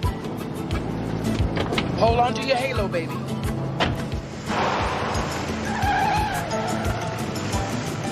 Angels in a trailer? Humans. Humans are going back there to finish my assignment? Oh, this is so humiliating. Now, you just get your wings straight on this one. There's been no failure here. You did your very best, but sometimes people just don't pay any attention. But that's no excuse to give up. The Lord will just handle it in a different way. Inspire these folk up ahead to save Chicory Creek and maybe help themselves in the bargain. The people in the trailer? They have no home, hardly any money. And uh-oh, no gas. What's the difference between the United States and America? What'd you say, Donna? What's the difference between the United States and America? That's the United States of America. I know I'm not a baby. So what's the difference? America's what the United States used to be before they screwed it up. Mom, Josh is being cynical again. It's his opinion, Dinah. The difference between the United States and America? There's no difference, honey. It's like the difference between blackjack and 21. 21 sounds nicer, but you're still losing money. Think we can get there by morning? Maybe, if we push. But we're gonna have to push. How much we got left? Not enough for breakfast. Well, Mama says old Doc Rogers still gets up 6 o'clock every morning and fixes pancakes. When I meet that man, I'm gonna kiss him and wash his dishes. What kind of a man gives a job to a total stranger and takes in his whole family, no questions asked? A kind one. They still exist. Patty told me that Doc has been carrying a torch for her since 1947. I wonder what happened. Mama probably hit him in the head with it. Come on, y'all, let's go. Everybody back in the truck. Okay, we're on our way. Well, look at that. End of the road, still plenty of gas left. Hey, hallelujah. Sort of. This is your grandma's hometown, kids. According to my calculations, we put enough gas in the car to get to Chicory County. We've gone 5 more miles than that. That's real fascinating, Brain. Something's going on at the church. Looks like a wedding. That's where you were baptized, Russell, remember? No, Mama, I believe I was 4 days old at the time. There's Doc Rogers' house down there at the corner. Gonna be close. Yeah. Come on. Please. Come on. Yes. Come on. Everybody, help. By golly, we almost made it. Next time down, you'll have that mileage figured out right down to the teaspoon. At least this is the last trip we'll have to take for a long time. That's what he thinks. When you walk down the road, heavy burden, heavy load, I will rise and I will walk with you. I'll walk with you till the sun don't even shine. Walk with you every time. I tell you, I'll walk with you. Believe me, I'll walk with you. Maybe he's out on a case. The old goat still makes house calls. Hope he still makes pancakes. Hey, Dad, I want to put this on your fix-it list there. Joshua, get off of there. Thought we were gonna live here. Josh. Doc Rogers is kind enough to let us live with him. We should make the effort to avoid dismantling his home. That means don't poop in your own cave. Come on, you old fool! Mama, what about that wedding? We can't just walk in on a wedding. I mean, everybody'd be so excited to see me after all these years. I'll take all the sparkle off of the bride. Oh, then again, there's no harm in walking down there and waiting till they come out. Catch Doc Rogers before he starts hitting the punch. Keep an eye out for Joe. What's Uncle Joe like? Everything your daddy used to be, only funnier. Daddy says he's a ne'er-do-well. Joe did some things well. Never quite the right one, poor baby. He'll do well just to show up, I expect. I don't see any basketball hoops. Do you think your brother will really come? I don't even know if our letters have caught up with him. Even if he comes, old Joe will just catch us up on the last few years and drag himself through a week's work before he takes off again. If he does come, it won't be for the work. It'll be for Mama. Hey! What's in the box? So, what's in the box? Research. What? Surveys, observations, opinions, articles, organized by subject. Are you a kid? I turned 13 on Friday at 4:42 p.m. What you doing around here? We're gonna move in with Dr. Rogers. My father's going to build commercial property for him. That's stupid. Yeah, well, what does your daddy do? I can't tell. He works for the CIA, and it's a secret. Well, if it's a secret, then how do you know? Funny music for a wedding. You smell that? I don't smell anything. There's no factory here. My throat doesn't hurt, my eyes don't sting. That's one thing I didn't mind leaving behind. The company probably did us a favor by closing down. Well, remind me to write them a thank you note just as soon as I can afford a stamp. Well, it won't be long, honey. We made it this far. It's all smooth sailing from here on.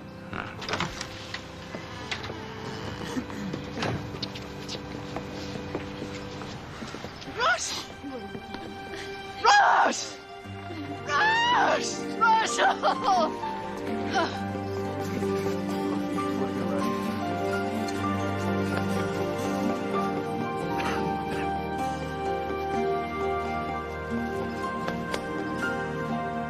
Doc Rogers is dead?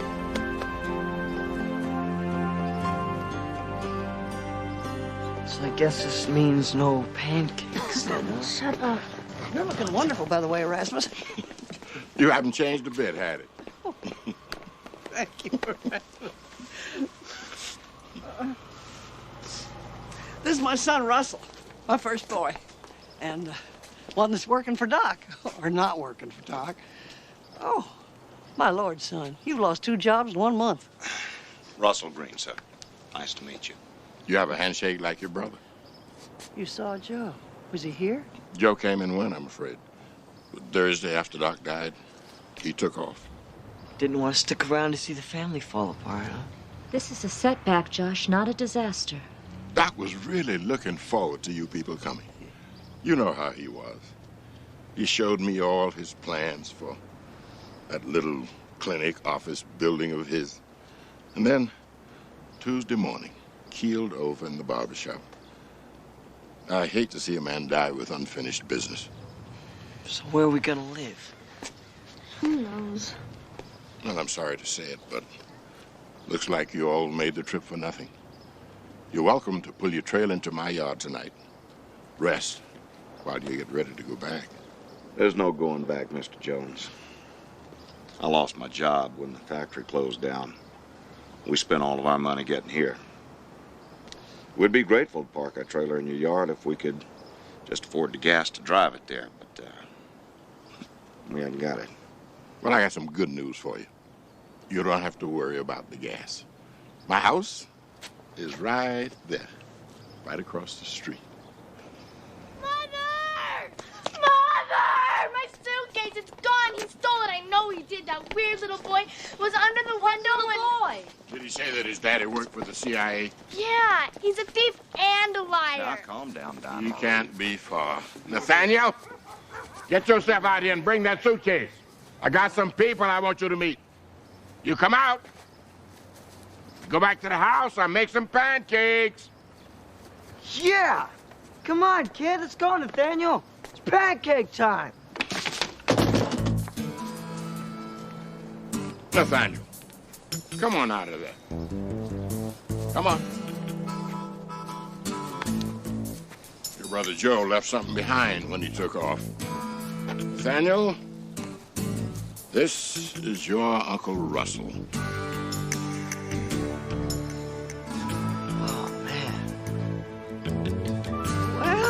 Well, welcome to the family, kid.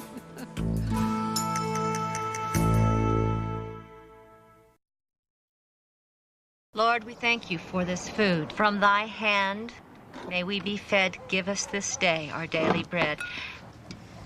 And thank you, Lord, for Erasmus and his hospitality. Amen. Amen. Amen. Nathaniel, would you like to pass the syrup? Thank you. Mighty thoughtful of the Lord to keep you alive, Erasmus. He spared the one friend I have in this town that can cook as good as my mom did. That's because my mama taught your mama. So, Nathaniel, we just want you to understand from the start here that you're family.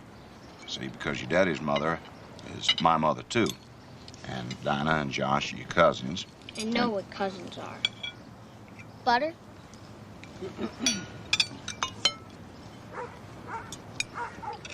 And your Aunt Claire and I are going to take good care of you until we can catch up with your daddy. Did he happen to mention where he might be going? It's secret army business. He thinks Uncle Joe's in the CIA. He is. He said you'd understand. He did mention a secret meeting with General Fitzsimmons, as a matter of fact. That's the one in Denver. Yeah. Excuse me. honey bun.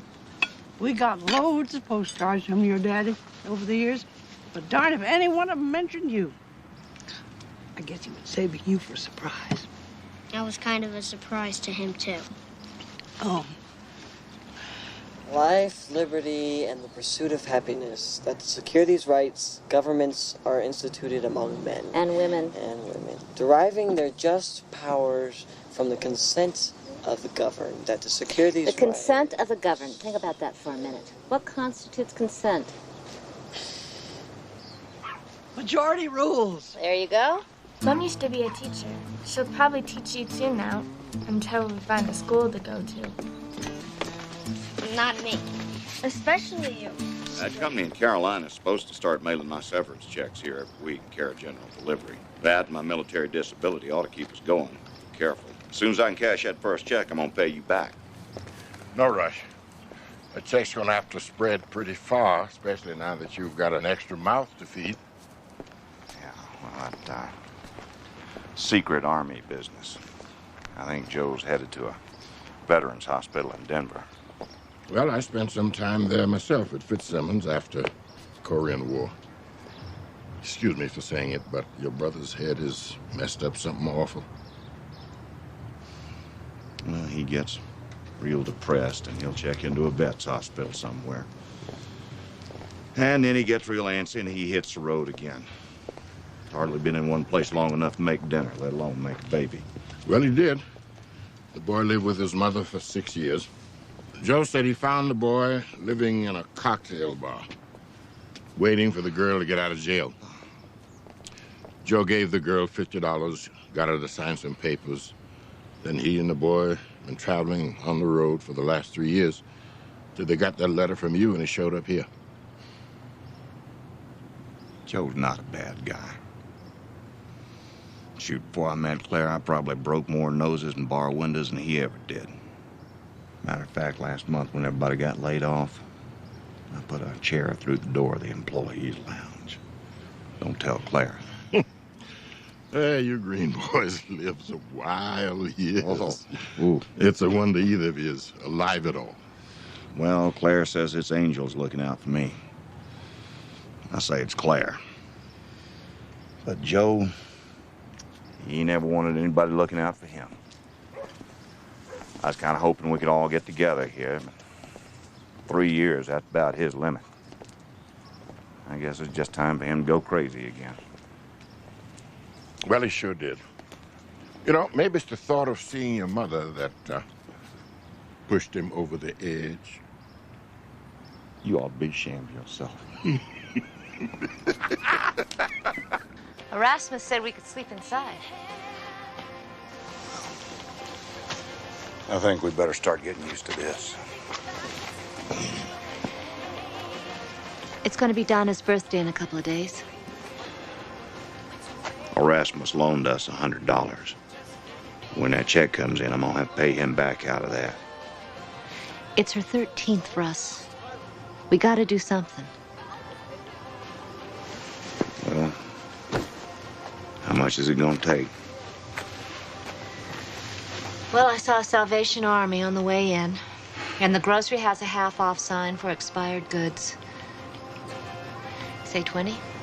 Well, I'll go check the post office first thing in the morning. Maybe I can pick up some work. I wonder if they need a teacher here. They barely have a school here. Okay.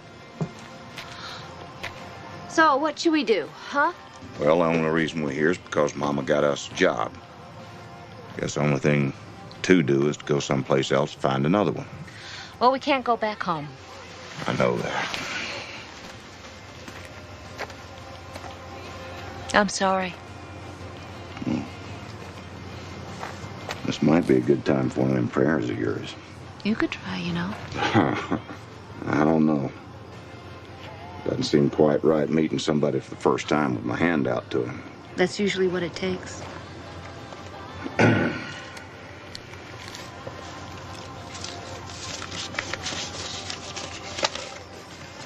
Check on the kids.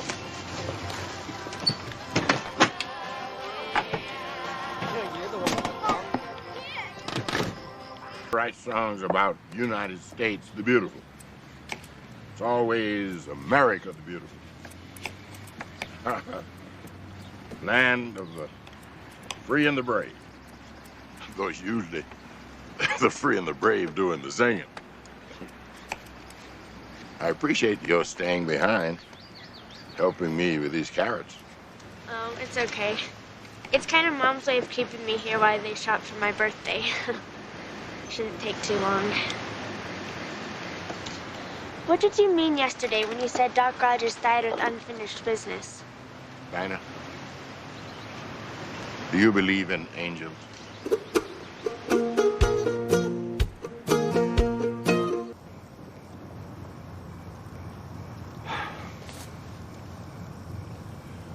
Claire makes up these real beautiful prayers. Mama kind of yells at you. And,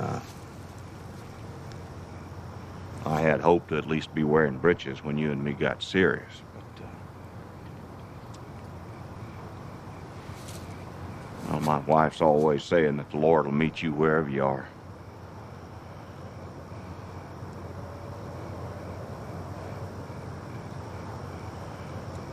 Just look where I am.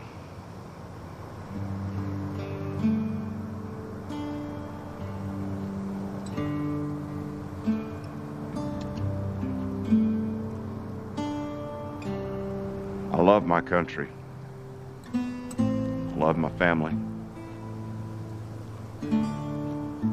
I love hard work. I do. I'm not exaggerating. I do. And I followed all the rules. And I did my best. And it all just fell apart anyhow. And I just can't figure out what went wrong. Maybe it's some big problem with me, or maybe it is just as simple as old Doc Rogers just keeling over in the barber shop there. I don't know.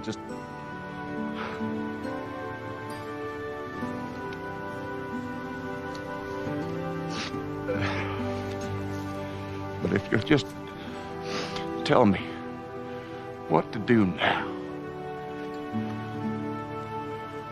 I'll do it, sir. I will.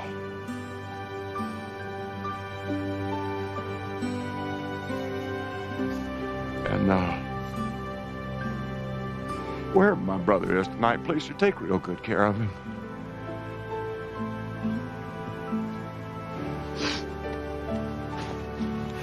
Appreciate talking with you.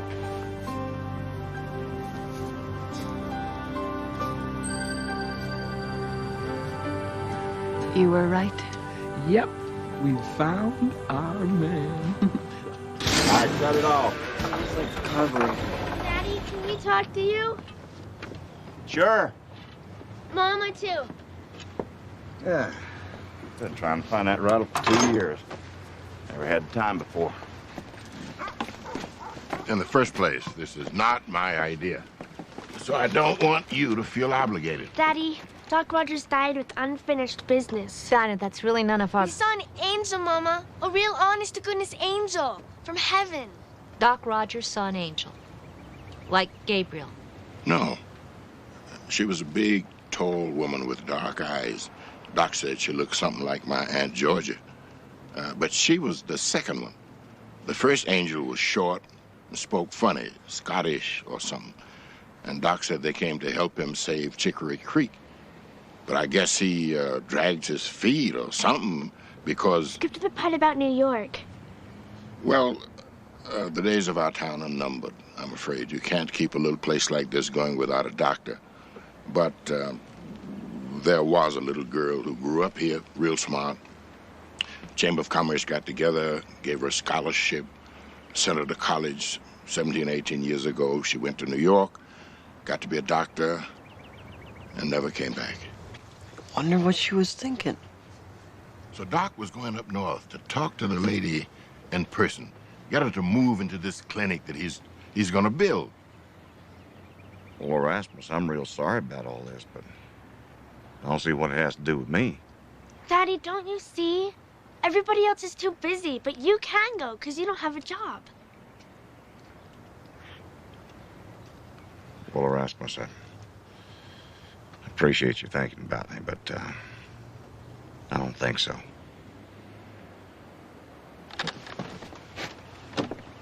Come on, son, let's get back to the car. Way to go, dummy.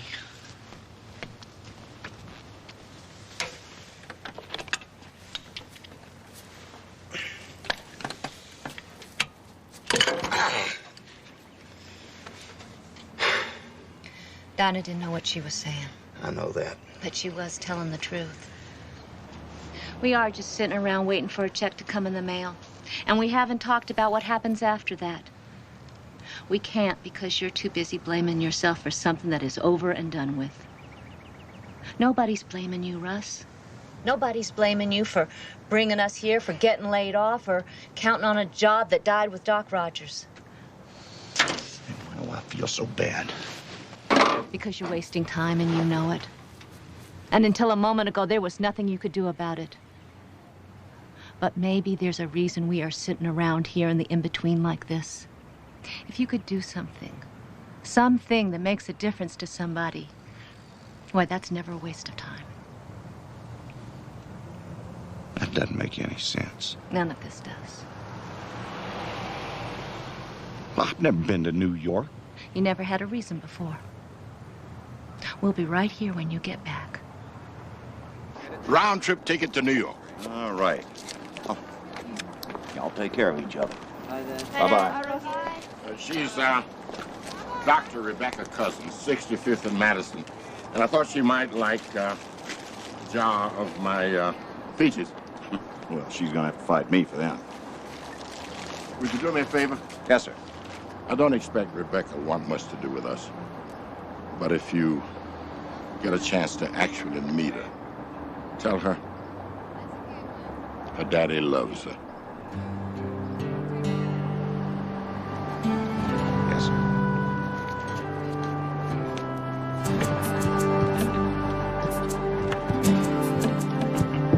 You mind if I sit by the window?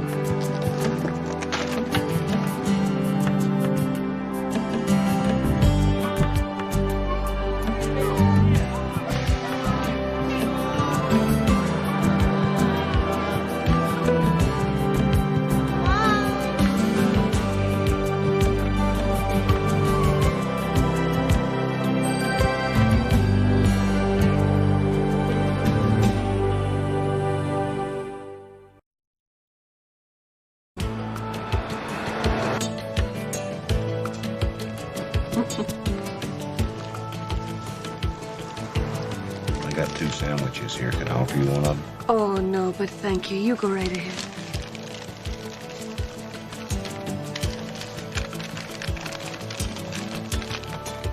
Believing in angels, but seeing none, he borrows their wings instead and walks out to meet his saving grace at the end of the road.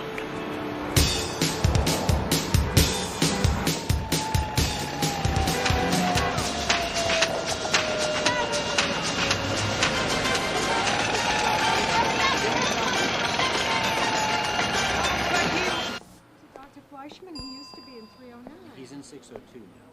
Oh, they should put a sign. Yes, Mrs. Crampton. No.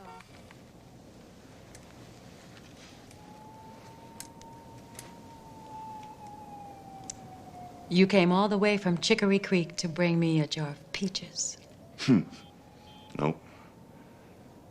Got me in the front door, though. That was from your daddy, by the way. He said tell you he loves you very much.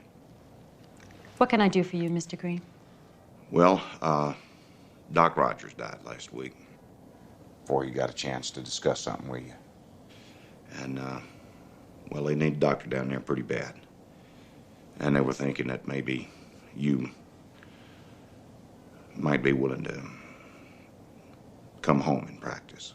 You're joking. No, ma'am. Chamber of Commerce paid for the bus ticket. They're serious. Oh, so now they think it's payback time. Why would I ever want to go back there? I broke my butt to get out of that place. You mind if I ask why? To get ahead. Of who? Everybody else? Yeah, that's kind of the point. I am living the American dream, Mr. Green. Oh, you're living some kind of dream, all right. Those folks had a dream, too, you know. Back when they got together and sent you to college. They wanted to make the world a little better, not a little prettier. You have no right to walk in here and insult me and my profession. No, ma'am, I don't. I'm sure there's lots of folks better off with one of your new noses. But are you? Now, your daddy's profession was pumping gas and fixing cars. He spent 30 years washing people's windshields and changing their oil, making sure they had enough steering fluid and that their brakes weren't going to go out on them. And I'll bet you he has saved a lot more lives than you ever have. No, you're not living the American dream, lady. Your daddy did. Because he made a difference. Right now, all I see you making is money.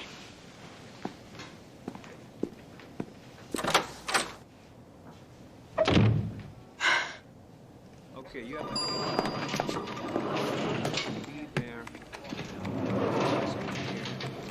I didn't take the trip. I just lost the ticket. I had it in my back pocket. I had it just before I walked into that elevator. Just go on, pal. You don't put nothing in your back pocket in this city. I'm sorry. No ticket, no seat. I've got $19 and I can pay you the rest of it just as soon as I get there.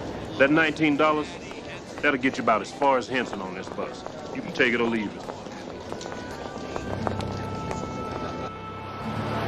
Where you heading?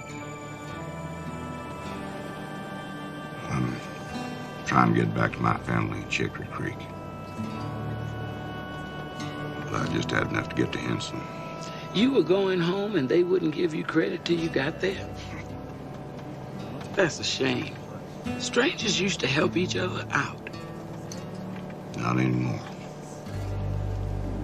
Doesn't pay to try to help anybody anymore. Bad day in America, huh? I'm sick of hearing about America. No America anymore for people like us.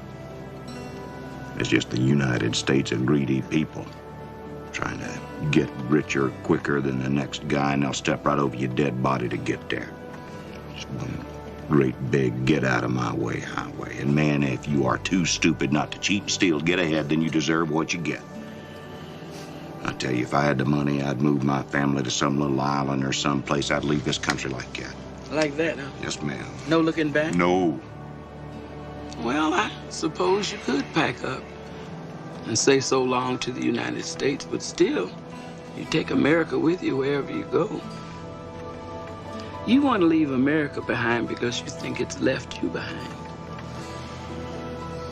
You want to see what America really is?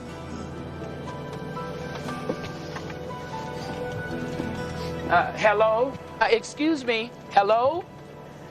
This young man is trying to get home to his family, and he's only got enough money to take him part of the way. Now, he's a good man. He's not going to spend this money on anything but a ticket to Chicory Creek. Now, does anybody have a bag or a hat or in... May I use your nice hat, sir? Thank you so much. Now, he's going to have to get off at the next town unless we all decide to do something about it. And I know I don't want to tell his babies that we left their daddy behind in Henson because we spent the money on donuts in the bus stop instead. Will you help me?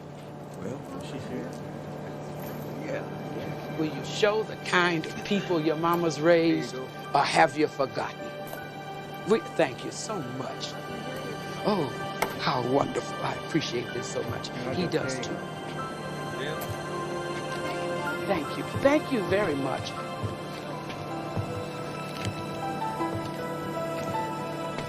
No tengo dinero. No money.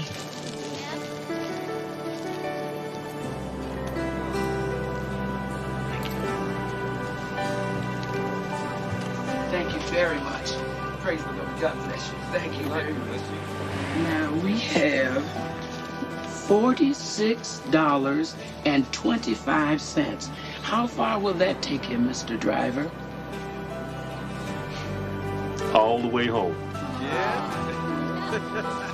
Oh, thank you so much. Thank you. Now, that's what America really looks like. It's all right. For Chicory Creek, Union City, and points west at 6 a.m. All the way to Chicory Creek. You getting off here? Well, it all depends on what happens in the next 5 minutes. I just wanted to say thanks. You were an answer to a prayer. I know. And you ought to pray more often. You pray some real good ones when you get around to it. That one in the cemetery was particularly effective. And he liked the one when you were 16, too. Well, what did you think? That they just floated up, and away like balloons? God is very aware of you, Russell. How? Don't worry about it, honey. It's all gonna make sense to you in a second. Now, about that first prayer of yours. I don't remember a prayer. Oh, sure you do. Back in the 60s, the van, Route 66, looking for America. Well, it's time. The time is now. Now, you're gonna run out of gas every once in a while, and the road's gonna be a little bumpy, but God says it's time. The old van. My God. He is your God, and he sent me to remind you of that. You know, Russell, you've got a really good heart. But every once in a while, you put your faith in all the wrong things. God loves you. He loves your family. He loves your brother Joe. And he loves all these people whose lives you're going to touch when you get out there on the road like you've always wanted. I'm an angel, and you got about 3 minutes.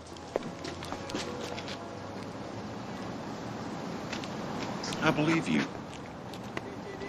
Now, I must be out of my mind, but I believe you. But that prayer, that was a dream I had when I was a kid. I can't take my family on something like that. Now it's irresponsible. Yeah. Mm-hmm. Short-sighted. Uh-huh. Mm-hmm. Immature. Yeah, and this can't possibly be the right time. Well, now let's see. Your children are going to be grown and gone before you know it. Your mother's not going to live forever.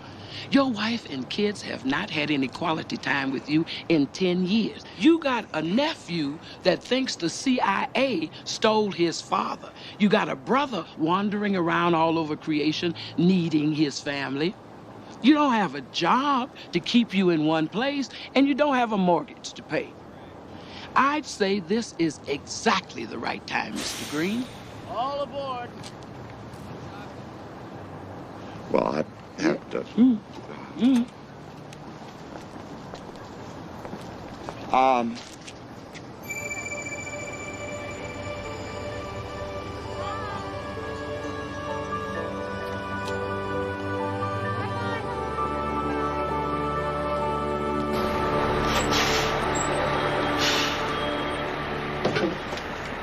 Right on time.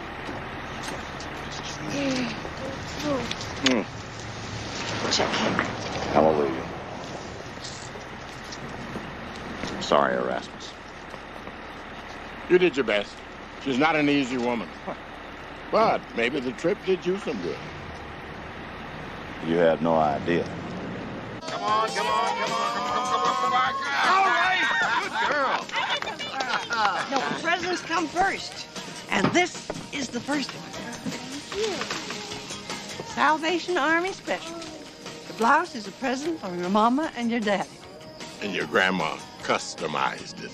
And Erasmus contributed the buttons. Oh, thank you. I love it. I'm so glad. And this is for me. Thank you. Oh, it's beautiful. How did you pay for this? I filled in for a box boy down at the grocery. Ow. Oh, yuck. Oh, yes, yuck. indeed. Right. Happy birthday, honey. And then I said something about her coming back here sooner or later, and people with new noses going to her funeral. Poor lady, I gave it to her with both barrels. Called her a coward, too, I think. I wish I could have been there. So do I. You were right. I'm glad I went.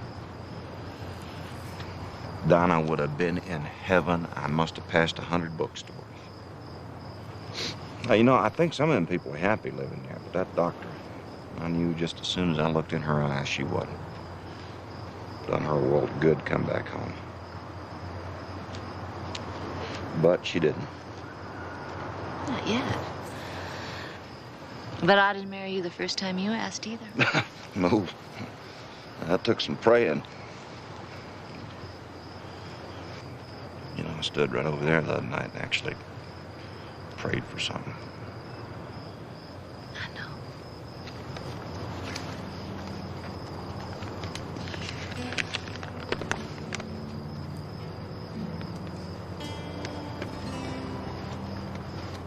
Believing in angels but seeing none, he borrowed their wings instead and went out to meet his saving grace at the end of the road.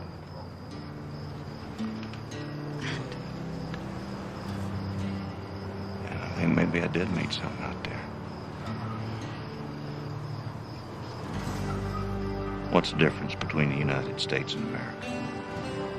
Well, you need to ask Dinah. America is the best part of us. It's what's left after taxes and war and violence, and they're about made us forget who we are. It's the part that wants to keep trying to be a good neighbor. I met my neighbors on that bus last night, Claire, and I was ashamed. Because after everything that's happened, I'd forgotten how to be one myself. So I think maybe we shouldn't just sit around here waiting for them to come to us. Maybe we ought to go on out there and meet them at the end of the road, wherever that is. Yeah. Dad has a weird look in his eye. Bus lag. You are so dumb and not funny. Mother and I have been talking, and I think, well, what we want to do is buy ourselves some food, put some gas in the car, and move on. Where? Doesn't matter. Now, look, I can't explain all this to you right now, but something is telling me that we are not stuck here or any place else, and that home is wherever we are, and we can do some good wherever we go. What do you mean, wherever? Children need roots. We've got you, Hattie. You remind them where they've come from, and I'll work on where they're going. Now, we'll get one of those permits for Claire to school the kids. People do that all the time. And we'll just go. We got a house right out there in that trailer. Now, hold your horses. Darn it. Where are we going? America. We're gonna go see America. Mama, do you remember when I was 16 years old and me and Andy Barnhouse wanted to fix up an old van and just drive across the country? To find yourself. And I never did it. I kept talking about it, and I wound up in the Mekong Delta. And after that, it just turned into one of those things I was always gonna do, and I never did. Mama, I got sent all over the world. And I've seen the worst it has to offer. Well, now I want to see the best. It is still a free country, thank God, and we got the right to go see it. And now I got the time and the people that I want to go see it with. And I can't explain this, but I think it's what we're supposed to do. With the amber waves of grain and the purple mountains, and Mama, what is in Alabaster City anyhow? I want to see one of those before I die. Any chance we could stop off in Nashville? Sure. Maybe we can leave you there. Erasmus, would it be too much of an imposition to ask you to forward our checks? You just tell me where. All right, all those in favor say aye. Aye. Well, what about me?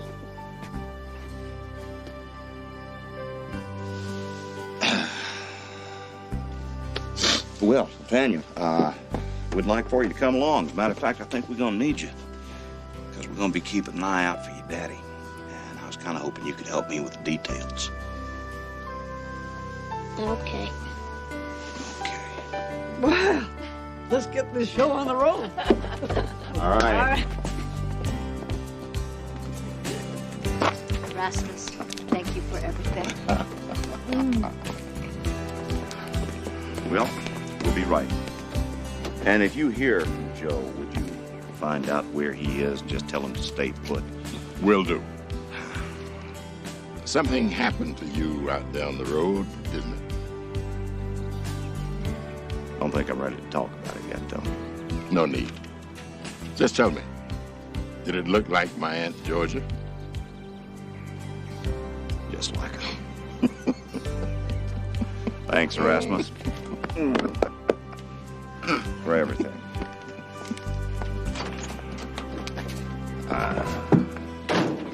Don't die on me, Erasmus. I wouldn't dream of it, Hattie.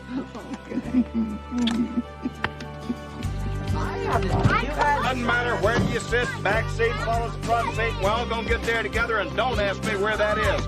Get in the car, close the door. Take care.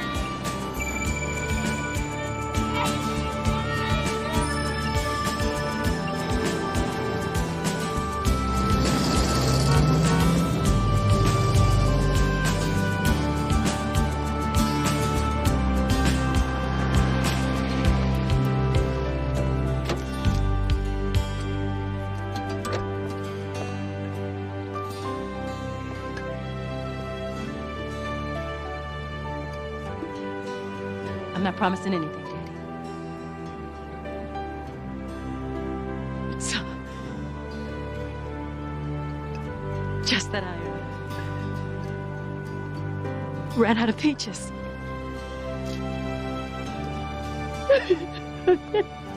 God bless him. You still think people can't do a little angel work every once in a while? I think people like that could put us out of business. Well, I wouldn't say that exactly, but I don't mind the help. Where are they going, Tess? It doesn't matter. God will be there when they get there.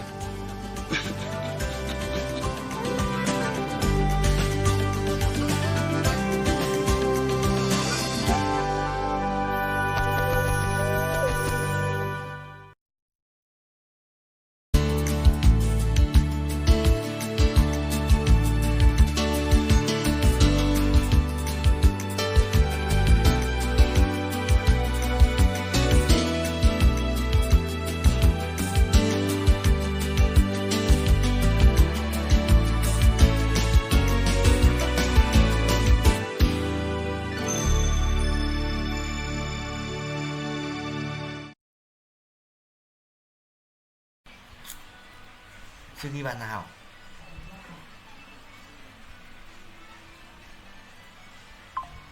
Gì vậy? Giật mình.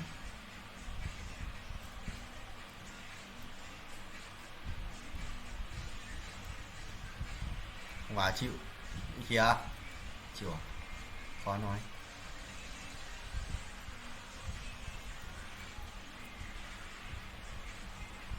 Kìa mình chậm quá.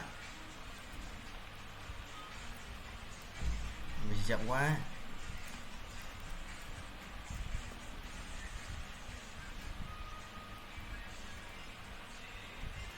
Thế chịu rồi.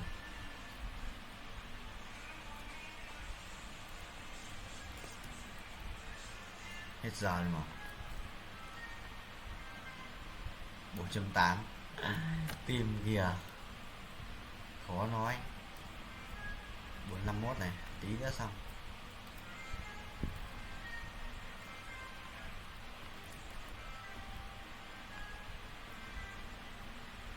Gì vậy? Gì vậy ba?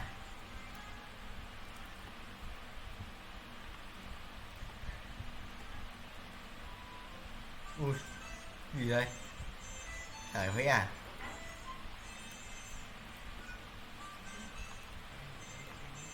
Xong.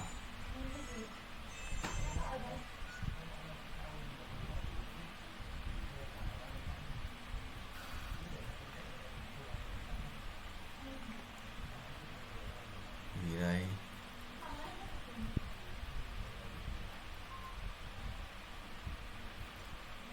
1-3.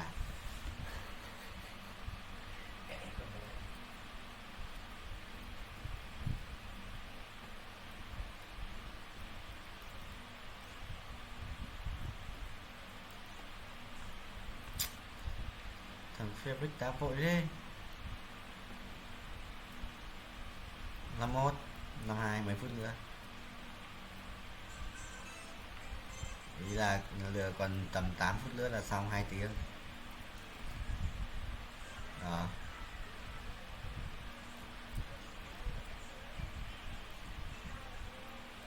Rồi, quỷ vào. Và em bị làm mất 1 tiếng rồi.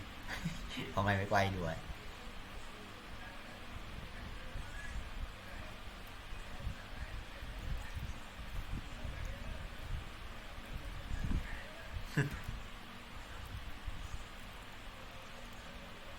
Ôi kìa, chạy cái gì vậy?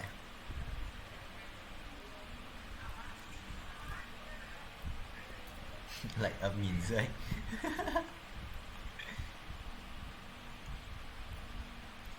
Không em rồi, anh đi làm mà anh em.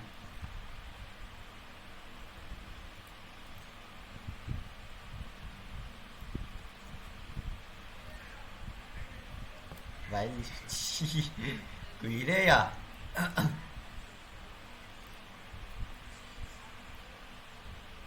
Quỷ nhỉ? Đây. Quỷ đấy. Không tắt nổi. Mình có ông vô. Mình có ông vô. Mình có cái đấy không vô.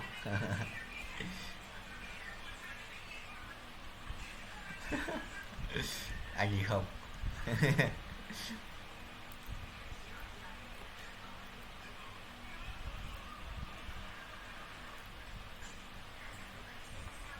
Được.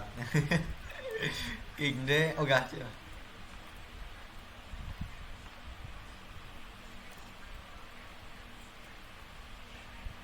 Ông em đó tuần này mấy em thứ tư sang nhà tao ngủ.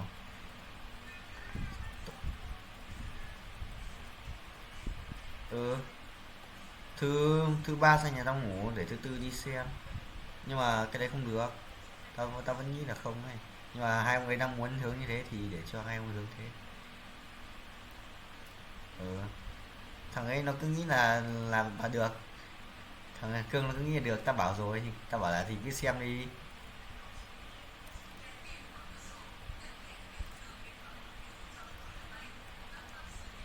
Không được sang, tại vì tao cái gấu bông mà của anh một cân muốn ấy, tao thấy ok hơn này, bởi vì dùng bây giờ hay có cái kiểu cham gấu bông vào túi ấy, mới cả vào